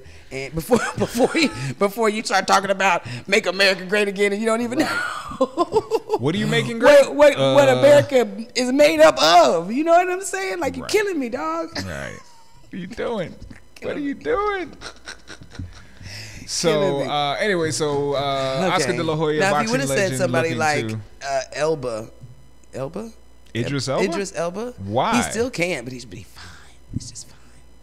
Some people you just be like, he can try. I mean, I ain't gonna vote for him, but he can run the campaign. It makes the debates a little more interesting to watch, I guess, for you guys. Juicy. Yeah. It's like, ooh, I'm just gonna watch this debate on mute. Well, kind of like what you said. Put some music on in the background and just watch. And just watch, right? On mute, Don't even yeah. need to know what he's saying. Yeah, I But don't then you care. want to hear that accent, though, so I want to hear. Yeah. So, look, just kind of like you were saying yesterday about Wendy Williams when she was talking about the Bobby Brown, which I watched again because it's on BET and it's reruns. It's rerun season. Every day. And BET is reruns. So of course it was on, and I don't know, I think it was part 2. Yeah, it's part 2. I have not gotten all the way through part 2. I have to admit, I keep falling asleep. But I was watching it, and I was thinking to myself, Oh my gosh. what? You said something. Nicole put down Jason Momoa Oh. running for Congress. Hey, I want to be your congressman. Yes, you can. Yes, sir. I don't think he can. I think he's Canadian. No, Right. Is he But Canadian? just It doesn't matter. He lives Arnold Schwarzenegger. I don't know. Sometimes I don't know. people who are fine get passes. It's just what happens. It I happens know. all the time. I know. I'm just saying. All the time. All the time. But look, man. So you were saying. I forgot. You were saying. I forgot. We were talking about Idris Elba watching it on mute because he's fine. And then I said Bobby Brown, And and, then it was you were on, watching and then Wendy Williams. Right. Why Wendy? He brought it back. You saw that? Why did Wendy Williams take say us a second. that she didn't want to see all the other stuff? That really upset me. That's what I was thinking about. Okay. She didn't want to see like all the Wendy Williams said on her shows, or that you know. Show on Monday, she was talking about the Bobby Brown Yes. story that so many people were glued to last week on Yes. BET, and this week and probably next week. Reruns. That she felt as though it could have been a lot shorter. Didn't necessarily have to be a 2-night event. It could have been just, they could have cut it down to the 1 night and get all the information in there. Because And all that she wanted was mess. Right. Right. Drugs. And, well, a lot of people. It wasn't just her because there was a lot of applause in the audience as well. But that's they only just, because the we signs just said wanna applause see, in the studio. maybe. But basically, that people are really only interested in the scandal part, and we don't need. But I mean, like you were saying yesterday, it's the Bobby Brown story, not just the Bobby Brown mess. But it's the Bobby Brown story. Can we get the whole story? man wants to tell his story. He wrote a book. The movie, the mini-series, I guess we can call it. The 2-night event is based on his book, Every Little Step. And he tells his story. And I think, one of her points was that she didn't really need to keep going with the new wife, the latest wife and stuff. And I'm like, yeah. Number one, he's got 2 kids with her so far, 3, right? Two. I think I don't know. I don't know. He's got a lot of kids. I man. think if I remember the movie, it's 2, but so far. But that was 2 years But ago. she also met. He He also met her before Maybe he 3. met Whitney, because she was part of the beginning. The group and part of the team or whatever. When he went solo, he did work with Teddy Riley. And she early, yeah, and that was Teddy Riley's girlfriend. Yeah. So this was when he was working on not the first album, but the second album, which a lot of people, and I forgot. So Bobby Brown, when he left New Edition, put out an album. It was not My Prerogative and all that stuff. That was another album that didn't do very well. So he put out where he was like on the cover, and you guys will probably remember he was on the cover with like a cardigan sweater. Oh, I do remember that. Do you remember that? Hold on, let me see if I can that find was, it. Isn't that where Roni was on? No. Roni was on My Prerogative? No, yeah. That was the big one that had all the hits. The one before that did have all the hits. Hold on a second. So because he had some slow jams that I don't remember, or the whole slow, the ones that he was writing for Janet. I don't know. But you remember that there was a video, and it was in the movie too. You remember where they were shooting a video where he was like in school, like on campus. That's when he was writing for Janet. Okay. All those songs in that album that you talking about were songs that he was all in love with Janet and stuff. Those were his little slow jams. Well, that's also the album that didn't do it, right? So if you guys don't know, there's the album cover from that album right there. That's also the album. What was the name of the album? Just Bobby Brown, I guess. It was just called Bobby Brown. So that album came out. Ooh, he looked just a fool with that hair. Before. Oh, man. Before that one, yeah. Where's the big pictures? Hold on. I'm sorry, guys. Give me 1 second. He's having a just a little bit of time. You know, it's hard to be the behind the scenes dude and the front of the scenes dude. Before this album right here, this was his second solo album, even though this is the one that everybody remembers. They think, and even in the New Edition movie, they kind of remember that album cover. That's so crazy. Don't Be Cruel was the name of the album. Yeah. So even in the New Edition movie that came out a couple of years ago, they went right from You Got Kicked Out to then seeing him later with the Every Little Step and My Prerogative. So wait, and all that he stuff. met Whitney then? I want to say, yeah, he met Whitney. He met Whitney during the recording of this album. During the recording of this album, because he met with, the idea was, again, according to the movie, if you guys haven't seen it, the idea was, let me make it small. The idea was that he wanted to make music that was very hip hop, right? But he was a singer, right? So he wanted to, at the time, people weren't really doing that so much. He wanted to bring it together, so he wanted like hard beats, right, with R&B singing on top of them, right? Because he said that everybody was dancing during. There was always like. Well, it was the same mentality, the New Edition mentality, you know, the four tops and the temps and the But he just wanted to be harder with it because he was singing Candy Rain and stuff. So yeah, Candy Girl and stuff. Yeah. So he wanted harder beats. So he heard about Teddy Riley, who was starting this new movement called New Jack Swing, and that was his music, and he's the one that had the My Prerogative and stuff like that. Those beats. Anyway, when Teddy and he were working on, I believe, this album, the first thing he did was he went to go visit Teddy Riley in Harlem. Teddy Riley lived in Harlem, and he lived in the hood. And so he went from recording in huge LA studio while he was, or in Atlanta, I guess, working on the album, and then he ended up just jumping on a plane and going to Harlem, and you could see the juxtaposition from scene to scene, big gorgeous plush studio, and then you in Teddy Riley's bedroom, and he's gonna play you some tracks. You know what I mean? And he's like, yeah, and then, oh man, you had to come out here to see me. He's like, come on, man, I grew up in projects just like this. You know, he's already famous. I grew up in projects just like this. I'm not afraid of Harlem. You guys just have taller buildings. You know, him being from Boston. So later, when Teddy Riley met him at the bigger studio to actually record some of this stuff, brought his girlfriend. This is my girlfriend. I forgot her name, who would later become his future wife. Yeah, because they left. I guess they broke up in the 90s or something. She's like, I haven't seen him since '92. He was like, yeah. Exactly. I'm excited right now. Excited. Yeah. So Nicole says she wants a story on Bobby Christina. Now, why?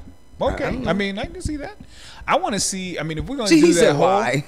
No, because I mean, it's a. I mean, you can kind of from the outside.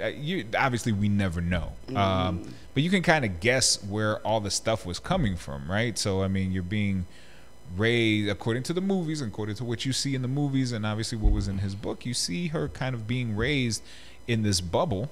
When she was smoking cigarettes at the table, how old was she supposed to be? Like still in high school, right? Not even. I mean, I got the impression that this was still a child, 12, 13 years old, grabbing some cigarettes at the table. And Whitney's the mom like, she can smoke that. That's why I was like, oh doing? Lord, Whitney is rolling in her grave right now. That was not to be released. Right.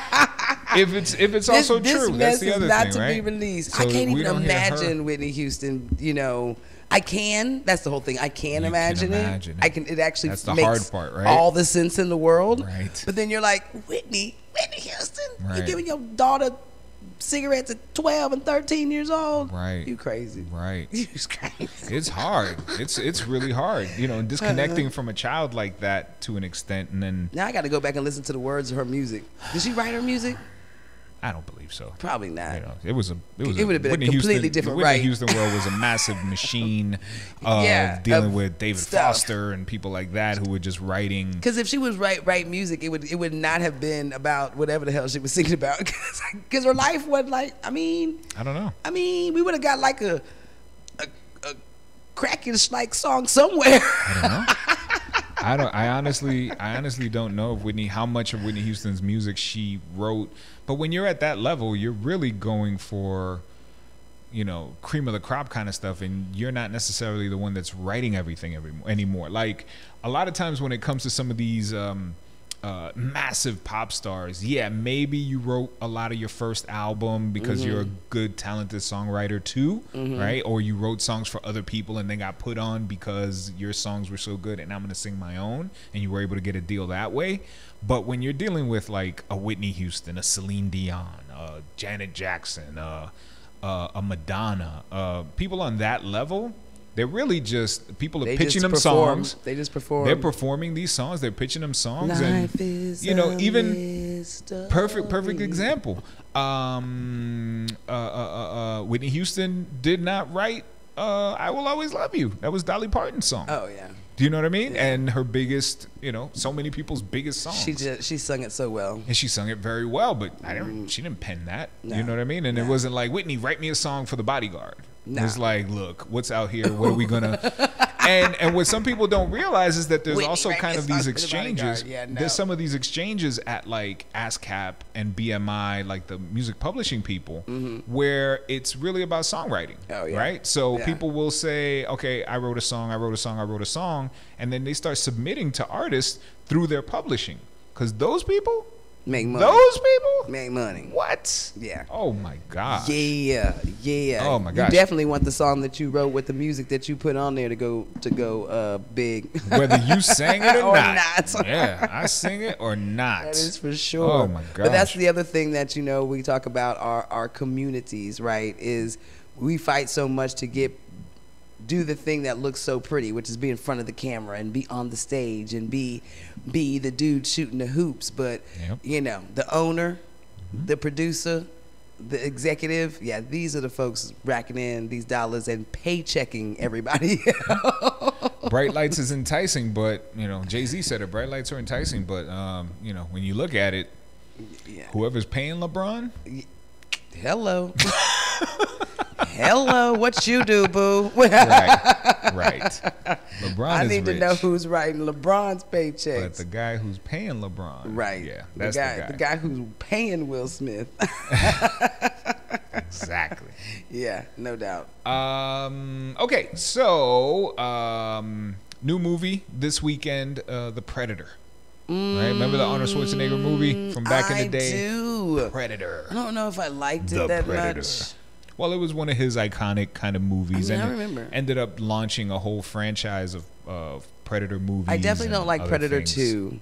I think I could get with Predator 1, but I don't know. There was also Alien versus Predator, so there was that whole connection too. Didn't like that situation. But anyway, the new Predator movie is coming out this week, and not without its controversies as well. There's some stuff in there that's happening with Olivia Munn, one of the stars of the movie.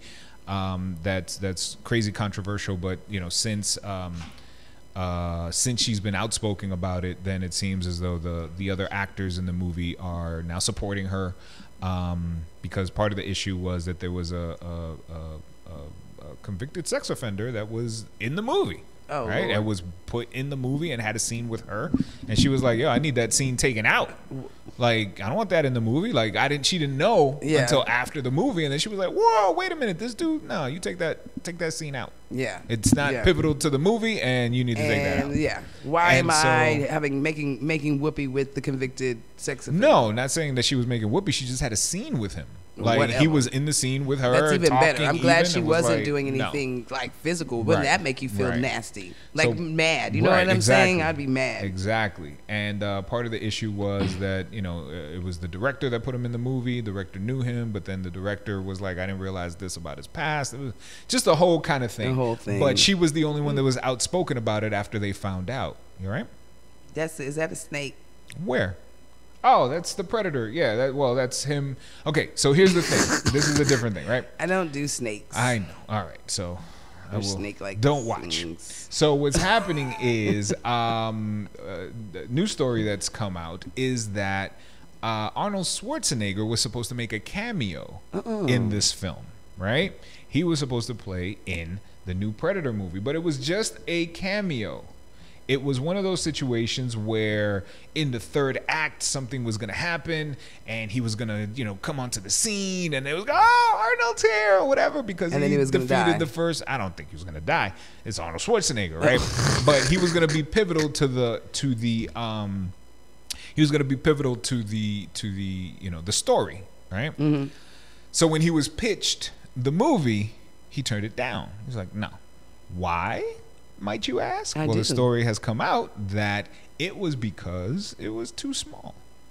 Oh, it was too small. It was too small of a role. Too small. Not too small in the sense that, okay, even if he was only on in the movie for 10 minutes, 20 minutes, it still needed to be this massive kind of glorious kind of, He wanted to be the main character. Well, no, not the main character, but certainly the center of attention.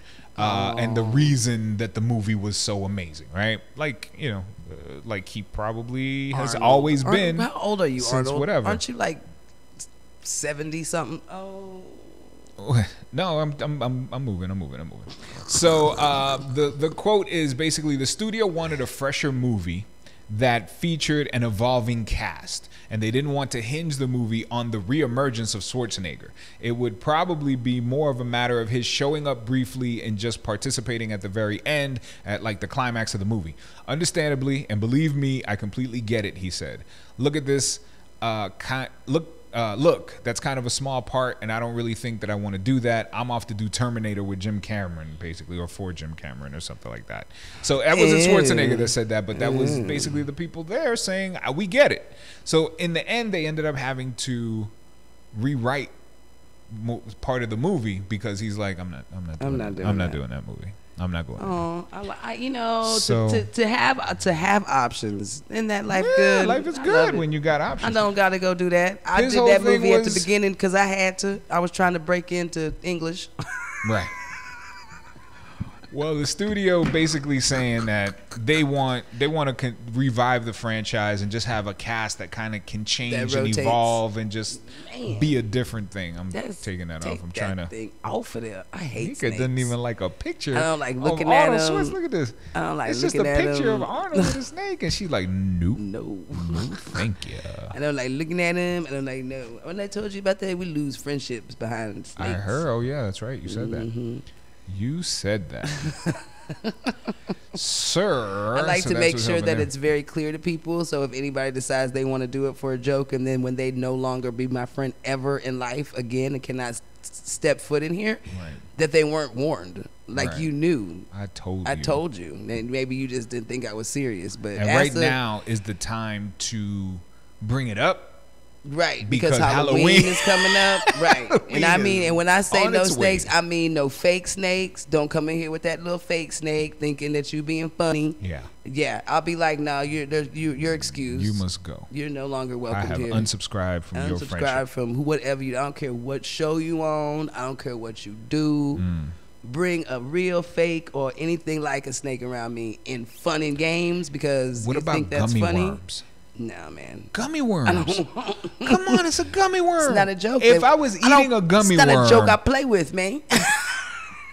If I have a gummy worm on my slice of cake, you cannot tell me that I can't enjoy my dessert. You can, but don't be trying to. Woo, Nika, look. No, ooh. she's gonna be like, Ooh, it's a snake. Oh, it's a gummy worm. Just Nika's kidding. great. Yeah. Give me the chocolate cake. No? Okay. Just don't even play it. We don't even play the game. I mean that in all seriousness. I'm laughing, but I mean in all seriousness. Don't do it. Don't do it. Don't do it to yourself. Because somebody's going to do it. Somebody's going to test it, and they're going to do it. Absolutely. And I'm going to be like, and then Bye. 3-4 months from now, they're going to be like, that girl really don't talk to me no more. Like, I couldn't do the show no more. Like, I couldn't do nothing. Was there an incident that happened when you were a kid with a snake or something? I have no idea. Or you just heebie-jeebie kind of stuff? I can't. I'll faint. Like, I don't do snakes at all. You have snake-itis. Disorder. Something. I don't know. You know, I know somebody who's that situation. My mother-in-law is actually probably exactly the same as you when it comes to snakes. She is not having it now. I'm not having it. And really it's all reptiles. Like frogs. Don't come up with me no frog and stuff. No, I don't. But snakes for sure. Frog, I might still be your friend. A gecko? Possibly. A gecko, a little... No, nothing like that. Just nothing, a alligator. Just a little alligator. Just a small crocodile. Just a little teeny weeny Godzilla. Can we do that? And probably like a crocodile or an alligator, I'd probably be more intrigued with because it's like it's got feet and stuff, whatever. Sure. Just something bad. I don't know, man. But a snake just slithering. I can't. It's not doing. How do it move? Like it's even like that. Okay, let's continue on. Yeah. So, do you like Halle Berry? I love Halle Berry. What are we talking about? We love Halle Berry. Okay, well, Halle Berry is about to make her directorial debut in a movie that she's about to also star in. Right? It's an MMA drama called I want to act in my own film, write my own film, produce my own film. Hey. Absolutely. You Halle Berry, you can do whatever you want. Aww. You can do whatever you want. It's called Bruised. It's called Bruised, so it's and about it's an MMA movie. So it's about yeah. Okay. It's a mixed martial arts action drama in which she's also starring. She's currently in production on John Wick 3. Right? So she's gonna be in John Wick 3. I love John Wick. Yes. He's gonna kill everybody because everybody's after him. But the guy gave him the coin, so he's gonna go back to his home and get the coin. Nobody got you. Nobody can hear you. Nobody can hear you. You're whispering too low. Because he gave him the coin. There you go. Now we got it. And he's gonna go back and he's gonna give the homeboy his coin, and then I don't know what's gonna happen with the whole coin and the thing and him, but he was like, you know, you're gonna need this, and everybody's after his ass. But he told him, tell him all I'm gonna kill him. He said, I know. I know you're gonna kill him. I know you are. John Wick is an amazing. If you haven't seen John Wick yet and you like action, do yourself a favor and watch John Wick. Netflix all day. All about John the head. Wick. It's all about the headshot. And enjoy John Wick. Either way. So she is actually going to re-team with one of the John Wick producers of Tha1Radio Pictures, who is also going to be producing Bruised alongside with Entertainment 360 and Linda Gottlieb, and of course Halle Berry directing and starring. So how cool! I mean, I wonder. Is she gonna be the? I wonder the person? plot. I wonder if she is fighting. I don't know. Yeah, she's kind of little. I mean that'll be sexy though if she is the fighter chick. I think it might be sexy. I would have to agree. When I it mean, comes you to know, the sexiness. Will she show her titties? Is the question. I mean, Titties! I don't need that. I didn't say anybody needed it. I don't need it to enjoy Nobody a Halle Berry needs movie. it, but everybody wouldn't mind it. Nobody's gonna say. Ooh, and apparently she is working with the John Wick fight team for the fights in this movie. So and maybe the John Wick fight team is amazing. Like, Yeah. you seen the action in John headshots, Wick. man. I mean, it's all about the headshots, though. Absolutely. I like John Wick because he knows how to not have people come back.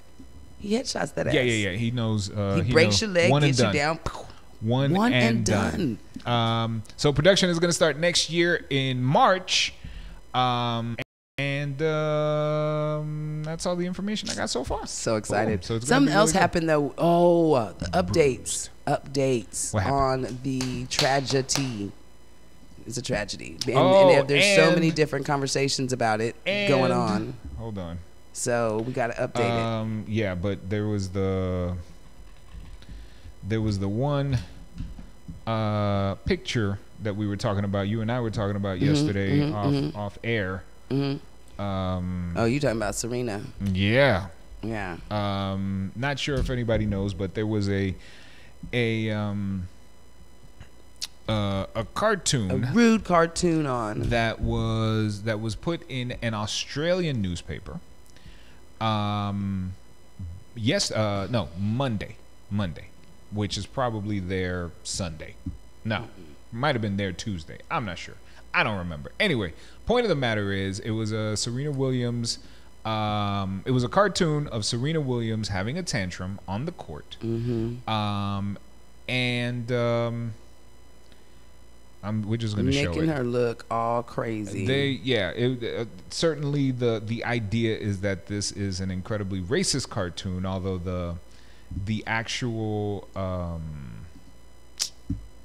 newspaper is claiming that it's not racist. This wasn't our intention. It wasn't our. What's your intention? The intention was just to basically say that she was a crybaby. You know, like, oh, what are you doing? Just play your tennis, right? Like, stop crying about the calls, stop crying about the whatever. But it certainly turned into something else. And if you haven't seen the cartoon, we're going to show you real quick, and then I'm going to take it off because the general consensus is that it's an incredibly racist cartoon, right? So we're going to show you, and then we're going to get rid of it forever.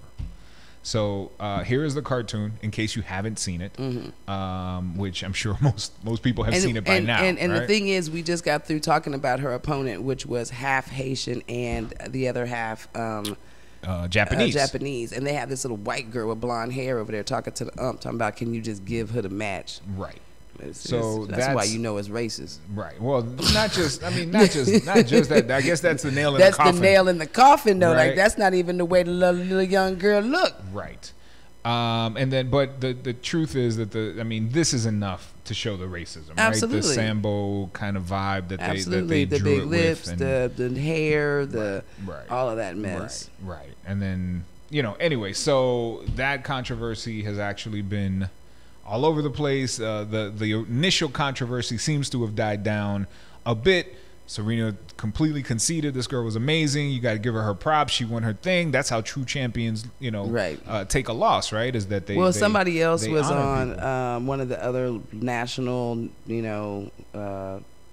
national news or national sports shows, whatever. Okay. They were on there saying the same thing, like, oh, she's a crybaby and whatever. And so because KK was talking about it, and I was like, so they didn't happen to mention that she told the crowd to stop booing and say that this girl just played better than me today, right? And that this was her first championship and that we should make this as the best as possible, right, and stop booing. They didn't mention that, right? They mentioned that she was a crybaby and a sore loser. Crybabies and sore losers don't do that. Right. They walk off the court without shaking the person's hand, kick something, and then go in the back. Right. This is why I don't like one of the dudes that used to play for the Rock Houston and some other sports people, because I felt like they were true crybabies because they didn't be sportsmanlike.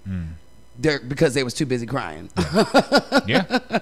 You know what I'm saying? Sure. But nah, you can't say that. Right. She went up and shook that girl's hand and went there and gave her props on the microphone and telling. Yep. You're absolutely right. And then right. that's why I be like, that's why we be getting angry. 100%. It's not fair.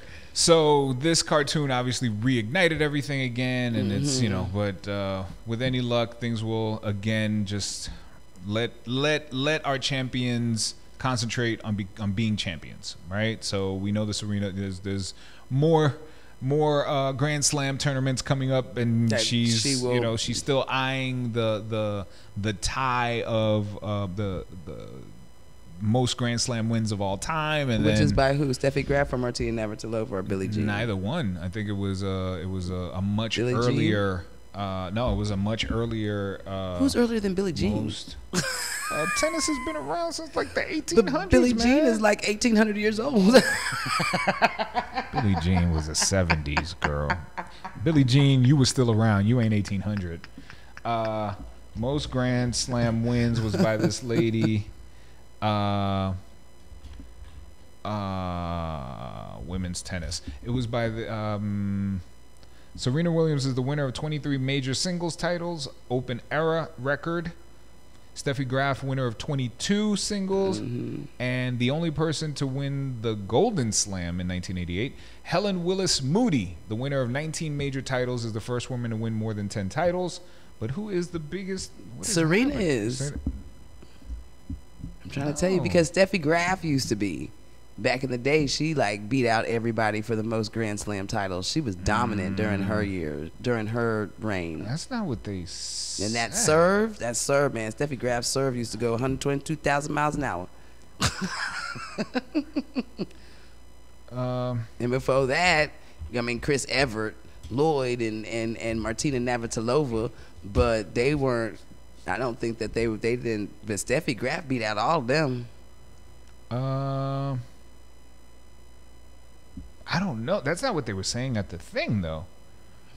I don't know. I mean, it's woman. Not. Look, I don't know what woman this could be.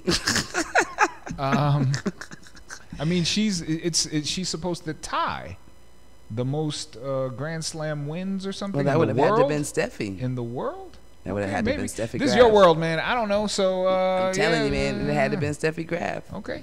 Well, there you go. So Steffi Graf. Currently, she reigns. She reigns. Okay. So, Rihanna is actually going to stream her fashion show today. Oh. It's New York Fashion Week right now. So, and like you say, Rihanna's that slow, behind the cut man.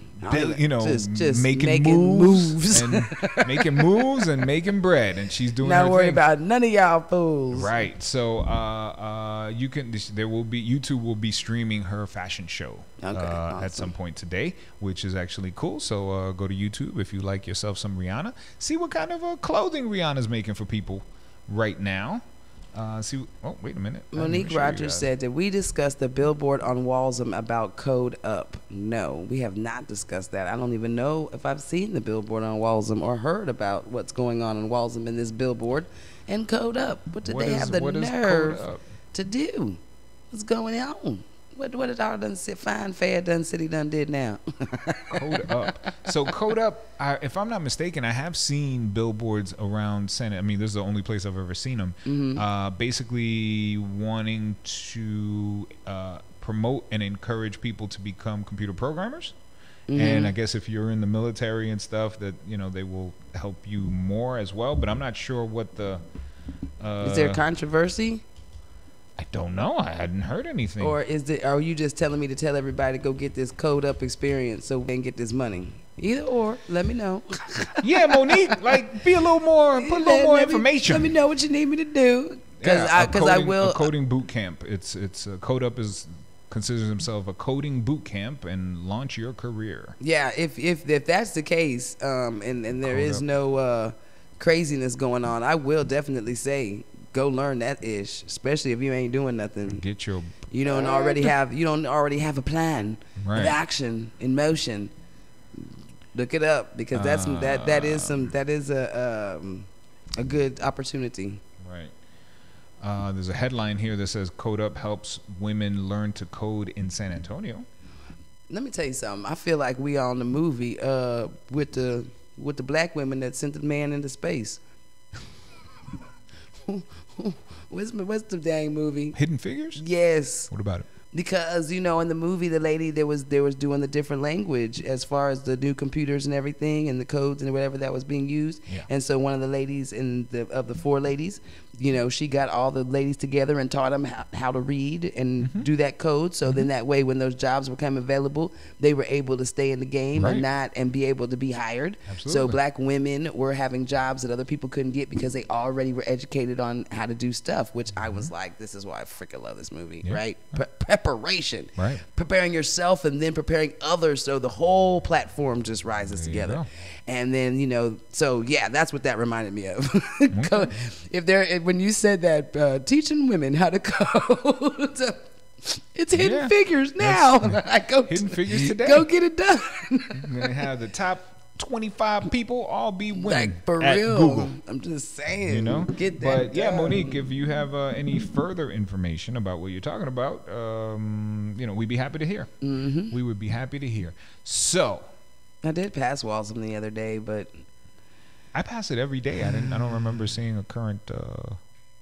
Anyway, so here's something interesting. Are you familiar with Heidi Klum?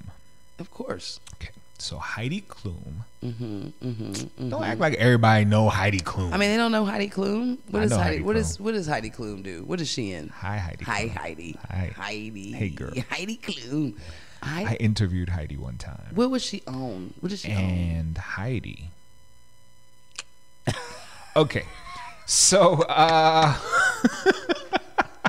and here's the thing, right? As a supermodel, I had never ever, like even today, like I don't really, as a man, have ever found above and beyond attractive like the tall blonde, whatever woman, right? Right, like right. okay, she's pretty, but that's never been the type to actually call my attention. Even under the supermodels thing, it's like I never looked at the blonde ones. My eye always gravitated towards the brunette or blue hair, red hair, green hair, yellow. The Latinas or whatever, right? Or the Brazilians or there's a lot of Brazilians that are supermodels, right? Until I met me a Heidi Klum. And then I was like, I still don't gravitate towards any of the other blonde ones, but if Heidi's in the picture, what's she doing? What's Heidi doing? Okay, there she is. Goodness. Heidi, and she's incredibly sweet. I think that was part of it. Her thing was that she was telling me that she wanted to go start a line. At the time, this was years and years ago, she wanted to start a candy line and back in Germany. And she wanted to make candy. And she worked her way right into my stomach. I done told y'all, men, y'all need to watch out with these white women. They get you in trouble every time. I wasn't in trouble. I mean, I'll be in trouble when I get home later, but I'm not in trouble. So you read my I'm not mind. in trouble now. I was going to say you about to be. I noticed that the rain picked up right when I mentioned Heidi Klum, too. I don't know if that's I'm just saying, you's coincidence. about to be. You better watch it with those fabulous women. Them fabulous women. Heidi Klum was on the Ellen show yesterday. Oh, and that's I guess awesome. it was yesterday. And she was talking about Ellen is also cool. And I love that show. I love Ellen. I don't watch it very Ellen. often, but it's so cool to. Ooh. Already in trouble. No, it just popped up right now, which means that I am scot-free because she just turned it on. All right. So, damn it, but there's rewind. Anyway, so she was talking about how Drake hollered at her. Right. I believe it. Drake hollered at her, found out her number. Apparently, he knew somebody that knew her and got the number and texted her, like, wanted to go on a date. Text her that. He texted her to try to engage, start the communication, and then we can call or whatever. But he texted her to try to. Right? That how our world is these days. But yes, right, he texted her to start the. I mean, here's the thing, right? You don't know him, so you don't know who it is. You don't, right? Yeah. And he explained him. Hi, I'm Drake. I got your number from such. So right. you went through that whole thing. Right, And they can just say yes, your no, and you don't have to. Yeah. Right. So apparently, he once asked her out via text, and she totally gave him the cold shoulder is the word, right? Because she had already recently just met the love of her life. Who was that? He had bad timing. Just a gentleman that I think she met him when she was doing her Project Runway show. Okay. And I don't know if he was a so designer. she would have maybe yet. given him a date if she wasn't involved already, right? Okay. But the idea wasn't that just she was involved.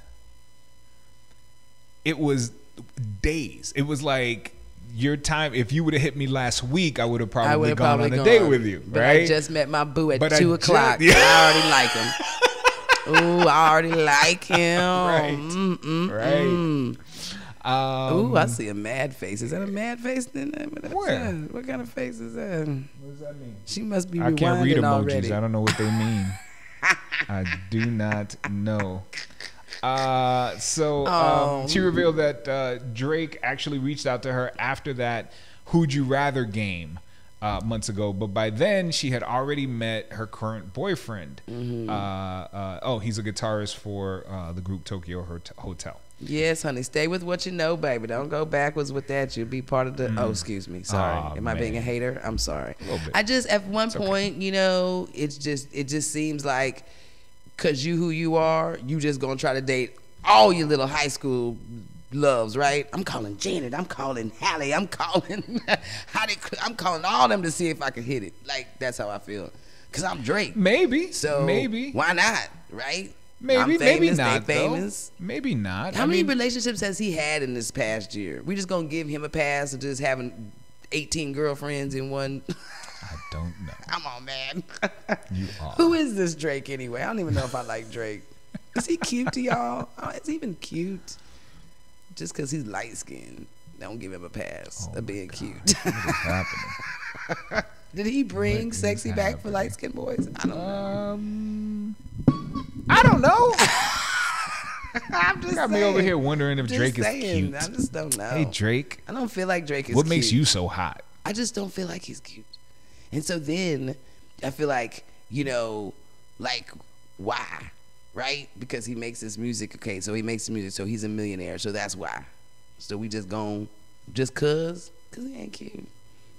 You feel me? But is he Sam Cassell? Oh, hell no, man. I'm not saying anything against Sam Cassell. It's just that we had a conversation yesterday about certain people who enjoy certain other people for the wrong reasons. For the wrong reasons. For the wrong reasons. And I feel like people do stuff for the wrong reasons. Like, why is Drake hitting up everybody? That's wrong reasons. But why is that everybody? Maybe, I mean, this happened months ago, and maybe he was just smitten. You know, she is, what is she on currently? You were asking, who is this person? I have no idea what's going on right now. I have no idea. Who is that person? Maybe, you know, he was smitten. He saw her. She's currently on America's Got Talent, and you know, she also does all the other stuff, and she also looks the way she looks, right? So here's her playing that game, Would You Rather, with Ellen right there. Mm-hmm. And then when it came up, would you rather this one or that one? And she keeps picking Drake, but here's the situation. He asked me out, and and then they got into the conversation about, you know. She kept picking Drake. I think because I mean, she may have met him already. You know what I mean? Oh yeah, she's like Drake. That seems. You picked Drake over Brad Pitt. Ah, boo! Now you just being Chance the Rapper. Who's gonna pick Chance the Rapper? But you know that maybe it might have been just some old, hey, I didn't call you back, so I'm just gonna keep Drake. Hi, Drake. Hey, Drake. Cake. Right. So anyway, people. So that was interesting. But you know, those people, when you get to a certain echelon or whatever, it's that's how you flirt. You that's gotta how find you your do, circles, yeah. and there's not too many people in this in my same circle that's not gonna try to get my money only. You know what I mean? That's who's gonna love me for me? It ain't Drake. You don't know. Drake might love you for you, or Drake's I mean, she went everybody. out. Her husband for years was Seal, right? That voice. Oh, she do like black men. I forget. What does that have to do with anything? I'm sorry, it does have something to do with stuff. Okay. I'm just saying. I forgot she and now Seal was a chocolate something. Because I was like, man, I was gonna pick Brad Pitt over Drake, right? And she kept on going Drake. Okay. Well, her current boyfriend is not. I think there's a picture of them down here that I could show you. That's them together right now. I think he's a little bit Asian and a little bit. He does. So there you go. She is an equal opportunity. I love you, girl. Isn't she? Very nice. Very nice. So that's that. I read a headline that I would love to talk about a little bit because it threw me aback just a tad. Apparently, Viola Davis has said that she regrets her role in The Help. The Help. Was that a movie? Okay. No, but I have to remember. Yes. The Help was an Academy Award winning movie. That had her as what I'm role? pretty sure that they were all just maids. Right? It was based on a book about this lady's life, and yeah. So basically, the quote, her quote is, "Have I ever done a role that I've ever regretted? I have." And The Help is on that list, Viola Davis told the New York Times at the Toronto Film Festival yesterday, as part of a slew of questions submitted by New York Times readers. Davis shared personal ruminations on her career, including the constant pressure to be a beacon of hope for women of color. Being that role model and picking up that baton when you're struggling in your own life has been difficult, she said, but I choose to be the leader. What does weigh on her conscience, she said, is her role in The Help, which has been criticized for overcrediting white women for improvements in race relations instead of placing more emphasis on the real heroes of the story, black maids like Davis's character, Aibileen. A question from a Chicago woman who wondered whether Davis had ever regretted pulling a Burt Reynolds by passing on a momentous role became the platform for Davis to discuss her thoughts about The Help. I just felt that at the end of the day, it wasn't the voices of the maids that were heard, she said. I know Aibileen, I know Minnie, they're my grandma, they're my mom. And I know that if you do a movie where the whole premise is, I want to know what it feels like to work for white people and to bring up children in 1963, I want to hear how you really feel about it. I never heard that in the course of the movie. And it goes on and on, but I can understand that then. You know. It's almost like you doing something so you can show the strength of it, and then it doesn't get seen, and all people do is, talk about the wrong thing. And it's kind of like, man, I wish I wasn't even involved in that now. Like, because it's not kind of like when I was telling those guys, change the name because you're going to spend your whole time arguing about the name instead of the actual cause of what's going on. Oh, yeah, like Black Lives Matter and stuff like that. It's like, dang, we spend more time arguing about the name of something and what should be done and not be done than what it's actually about. Right. And that's crappy. Right. So 100%. I can understand that. But man, I want to see, and I know I didn't watch the movie. I don't know why I didn't watch the movie. Because sometimes movies like that make me angry. Yeah. I mean, I can see that. I can see that. Yeah. It's and I don't feel like crying. I'd be like, I don't feel like crying today. There are a few movies like that I also just decided, no, I'm not. I mean, just you have to be in the mood for certain things. I see your point 100%, and I'm just like, I didn't see Birth of a Nation yet, even though I have it and it's kind of on my list to watch. But it's one of those that I know is gonna make me mad, so I just let me back off. Gotcha. Maybe not now. So Monique is saying something here. So yeah, I just read it. So I clicked the link, and that's why I was like, why is this link going to Tony Campbell's live feed? But that's what's going on. Tony Campbell, who is a hairstylist here in San Antonio, I know her, and I guess she's upset about the billboard, and she wants it removed. So the first link is the lady who started the petition for the removal. Here's another Facebook post about it. So and the question is, why does she want it removed, and why is that newsworthy? I guess that's what we got to figure out. All right, we'll figure it out, and we'll look it up. We'll look at it today and see if we talk about it tomorrow. Right. See if we talk about it tomorrow. We as black folks, I tell you what. Okay, here we go. Hairstyle. Oh, I saw that coming in this morning. That's I thought why to myself, Tony Campbell is upset. Because Tony Campbell is a hairstylist that's traveled the world, a hairstylist that's been to New York to do big shows. And so if you're trying to come off to mean that the hairstylist is not a good field or not a whatever this or a viable or a so she was whatever type, she's offended. She was offended by the actual. So instead of hairstylist, and then you got a black woman on there, so for a lot of times, that's what they're just going to automatically say. Black folks, we're either hairstylists or have a restaurant or whatever the case may be. So you have a woman that seems to be African American, and then hairstylist cross off software developer, code up. So get a better career. Don't just be a hairstylist, be a code developer, a software developer. So she says, I'm so confused. 25 years in the game, CEO of 4 companies in the beauty field, and very proud of it. So future stylists, don't let this mislead you. Shaking my head. So that's why she wants it removed. I can understand where she came from. Right. Where she's coming from. Yeah, we can understand where she's coming from. With this, because obviously you're trying to make it an assumption that a hairstylist is not a good career. Or maybe it's not as good as a career as whatever. But man, you can make that, to even have to explain that is stupid, right? For me to have to say, you can make a great amount of money being a hairstylist. You own your own salon, you own your business. I mean, it could be huge. It could be. National hairstyle salons that are in malls and stuff, and whatever the case may be. You can franchise yourself through hairstyling. Everybody gets their hair cut. Even bald people go and get their head cut.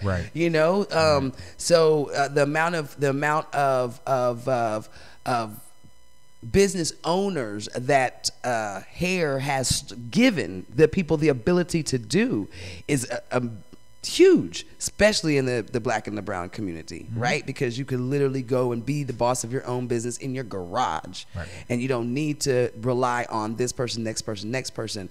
But even beyond that, there's so many, again, owners that have buildings, shops that are their own. They're not even sharing space. This is my own shop.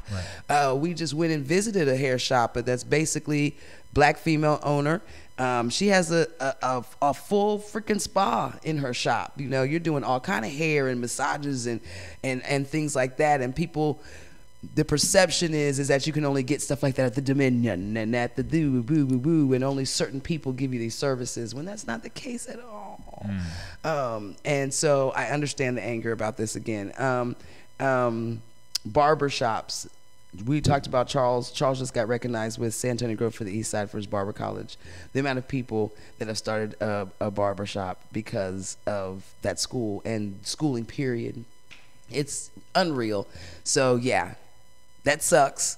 But it's about a crappy design, right? So when you think about it, it's a bad design. Absolutely. So there's nothing wrong with, because it's based on a true story. This young lady was a hairstylist that became a software developer through Code Up. Yeah. So it's not that it didn't happen.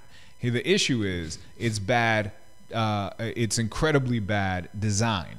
So if it would have just said from hairstylist to software developer, then it wouldn't be so bad. It wouldn't be so bad. But crossing out an entire, career, or an entire paradigm of careers, right? Because to some people it is not deemed as great as becoming a software developer.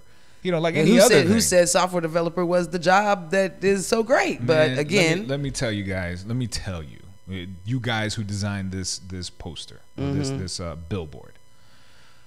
The same way you're thinking right now. Well, how many hairstylists or barbers are there that actually ended up, making $1 billion or making $1 million or becoming so successful that they didn't need, as opposed to how many software developers? You know what? I think the numbers are comparable, because how many people that work at Google have you never heard of? Right. And that aren't rich. And that are just, if there's 100,000 people that work at Google, there are 100 people who are millionaires, and a whole lot less who have no money. A whole lot more who have no money, or very little. Check to check. Living check to check. Whatever the case may be. It's a young man's game, or whatever it might be, these software Silicon Valley types, right? So yeah, there are a lot of successful people who started as software developers and then invented Candy Crush, or invented, some kind of thing that made them $1 billion. Great. And consequently, there are fewer billionaires that came from first I'm a hairstylist, or through hair, or whatever it might be. Yeah, consequently that. But I think the numbers are comparable when it comes to people who never realized that being rich world through both jobs. Right? So you can't look down on one, and think that it's going to be okay and there won't be any backlash. Guys, all it would have taken was just from two. Those two little prepositions, and not and nobody would have been mad. That makes it better, you know, from hairstylist to software developer. Right. And most hairstylists might say, well, heck, from software developer to hairstylist, because again, it's a perception of what you're doing. If you're at the software developer, like you said, and you're making $7.50, and then you get hired on, and then you finally leave that corporate situation where you just getting a paycheck and you finally get to go and explore on your God-given gift, that hair that just brings you joy every time you do it, then it could be the other way too. Right. From software developer to hairstylist. Never know where you're going to find fulfillment. And it's in the fulfillment. So you're right. The cross out of the hairstylist just makes the perception that, oh, this job is better than this one. You're going to be more successful as this person than you will as this. Add a black female on there. Now you're making it feel more prejudiced than it actually already is. Or more, whatever. Schultzman. Yeah. And again, like you said, it's a true story, right? So it's not like it's a bad thing. Right. So that's like me saying, no, I went from this to this. This is my truth. Right. So it might have even been, so it is all about the design and this billboard, because it could have even said I'm Sakari. And went from hairstylist to software developer. That means it's my story. I'm not generalizing. I'm not doing anything. This is my story. Right. So, but again, with us, hi, how you doing? Y'all all know we're emotional. My question also though is because I've seen these all over the place. So, what was the one that was there before? What was that person from? What to what? You know, what was that job that was there? Butcher.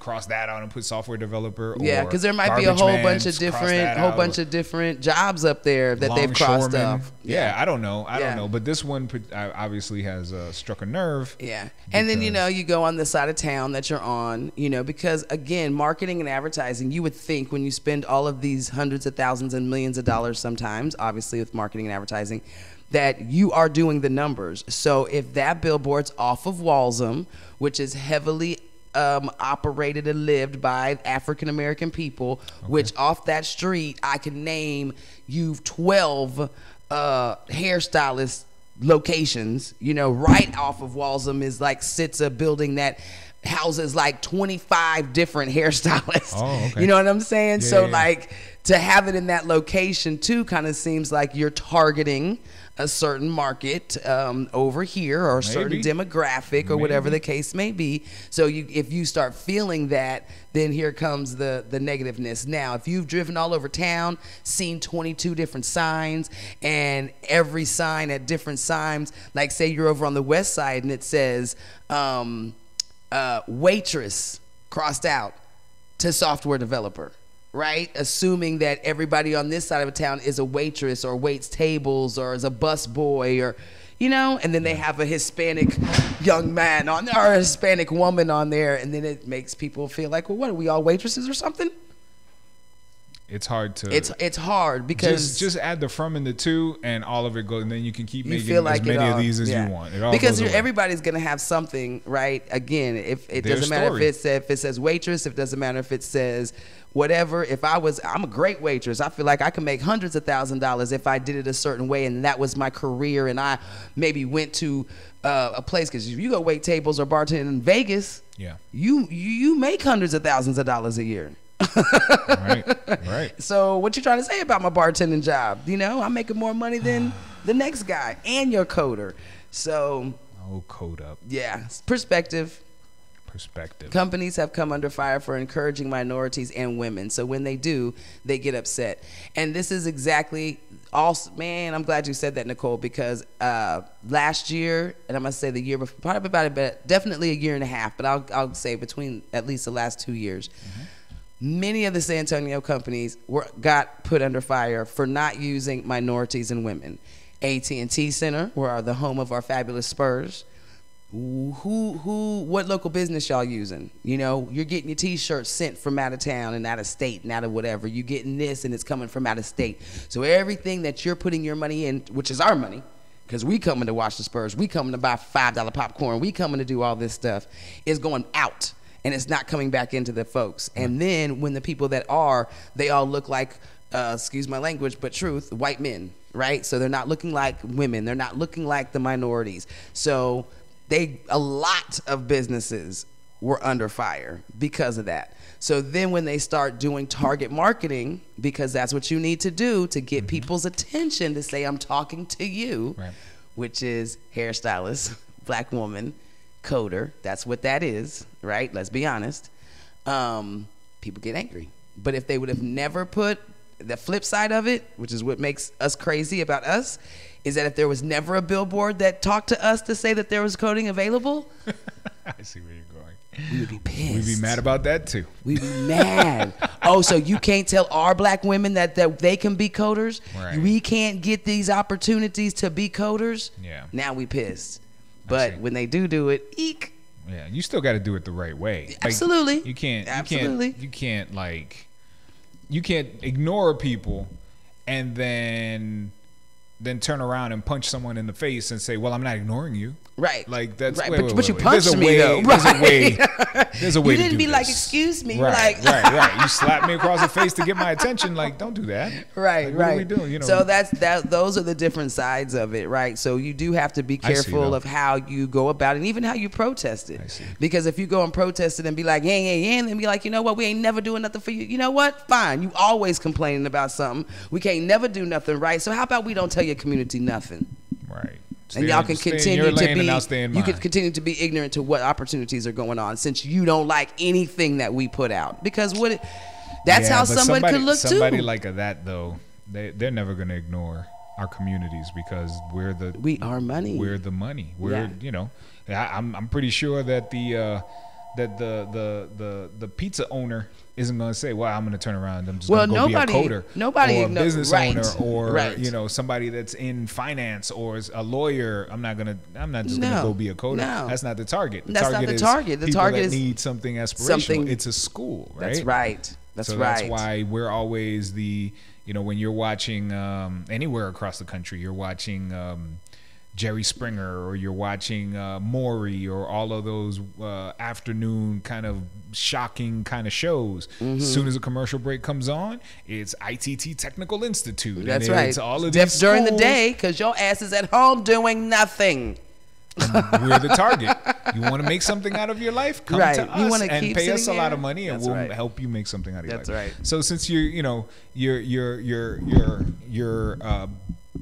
more technical savvy schools are going to be targeting us. They just need to figure out the language, right? Absolutely. Don't sit here and insult us while you're talking to us. Just talk to us. Just talk to us. If you certainly want our money. Now, just on this controversy, I can tell you they done lost I don't know how many potential students. Right, just because. Or maybe not. Because now they got a whole bunch of free advertisement. Message. Right, you never know. Maybe they did something just to cause your fire. So you go over here and then you tell the news and you tell this, and people. And even though you mad, and I get why Tony's mad, somebody else is like, coding. How much they make? How much? What are we doing? I do. Get me. Look, I do give hair. Me a job at Rackspace and rock out. But I'm the assistant, because that's also something that you have to remember. Not everybody's Tony Campbell either. Tony Campbell literally has gone to New York and done hair shows. She owns her own shop. She owns things, and has done amazing things in her trade. Okay. But not everybody's gotten that opportunity. No, and there's a whole lot more hairstylists that are like, I couldn't make it. Right. I had to stop doing hair because I had to pay my rent and it wasn't adding up. Right. I had to go and leave my shop because I couldn't pay that rent, and I had to go start doing it in my garage. So not everybody is blessed with, man, I'm able to keep this going like this year after year after year to make a 25-year lifetime achievement. So there's some hairstylists out there that need this coding. Absolutely. Like anything else. I mean, just saying. Any business is just as much business acumen as it is whatever talent you have. Yeah, right? absolutely. So she's a very talented hairdresser. I'm sure she's also an incredibly talented businesswoman to be able to have grown her and done what she personal brand to that level. So and like I said, not everybody can do it. So as on one side, it's like, oh man, that is offensive to me. Yeah. It might have actually spoke to somebody else. Maybe. That's the bad thing about advertisement. Right. That's what Nike and everybody did. They weighed their odds. Right. Somebody gonna be mad. Right. But how many people gonna be happy, and how we gonna get it? How is it gonna even out? So yeah, Tony, if you're offended by it, great, be offended, and you have every right to do Absolutely. that. But maybe look at your staff and try to figure out who was not offended by it. Or not just get outside of your building, because she is a person that's gonna make sure her staff is good, right? So she's feeling like, nah, man, you can do this, but look across the way on the other side of town. Yeah, okay, so then or in look another at the shop. industry. Look at the industry and see how many people were inspired by it. Right. Never know. Right. And see how many people are in that position to say, man, I wish there was something more that I could do, because there is on that side. The biggest thing is just don't be acting like hairstylist is some kind of badass, is a horrible place to be. 100%. And it's bad that you would have to even say that, because come on now, there's too many successful people in hair, period. That is too much of a $1 million industry for us to say that anybody in the industry isn't in a good industry. Yeah. Absolutely. Like, for real. So absolutely. Shame on people. Anyway, it's time to go. It's 10:30. You snuck in an extra 30 minutes. I'm gonna tell you right now, when it comes to hairstyling, I do not have a dog in that race. Okay? You snuck in an extra 30 minutes. Tell Monique. That was that joke that one of my boys from Wild 'N Out did. He was like, you ever work too long? Remember I told you? Yeah, you told me. 5:04. 5:03. Time to go. Gotta go. We really worked past the time. All right, dear Lord, thank you so very much for giving us another day, another opportunity to uplift the kingdom. May we go out and have wonderful days today, but have enough time to stop and smell the roses and enjoy the things that are around us, the friends that we have, the people that support us, the beauty that is right in front of us. Let's just totally embrace that on this day. Give us traveling grace today, and of course, let's keep love in our hearts, knowing that all things are possible through you. Yes. In Jesus' name I pray. Amen, amen, and amen. Amen. All right, world. I know my boss wants to go. So remember all the great days. Go get yourself a chocolate milkshake and be happy. Yes. Be absolutely happy. Keep it sexy, keep it clean, and of course, keep it classy. We'll see you tomorrow. Kissy face. We out, baby.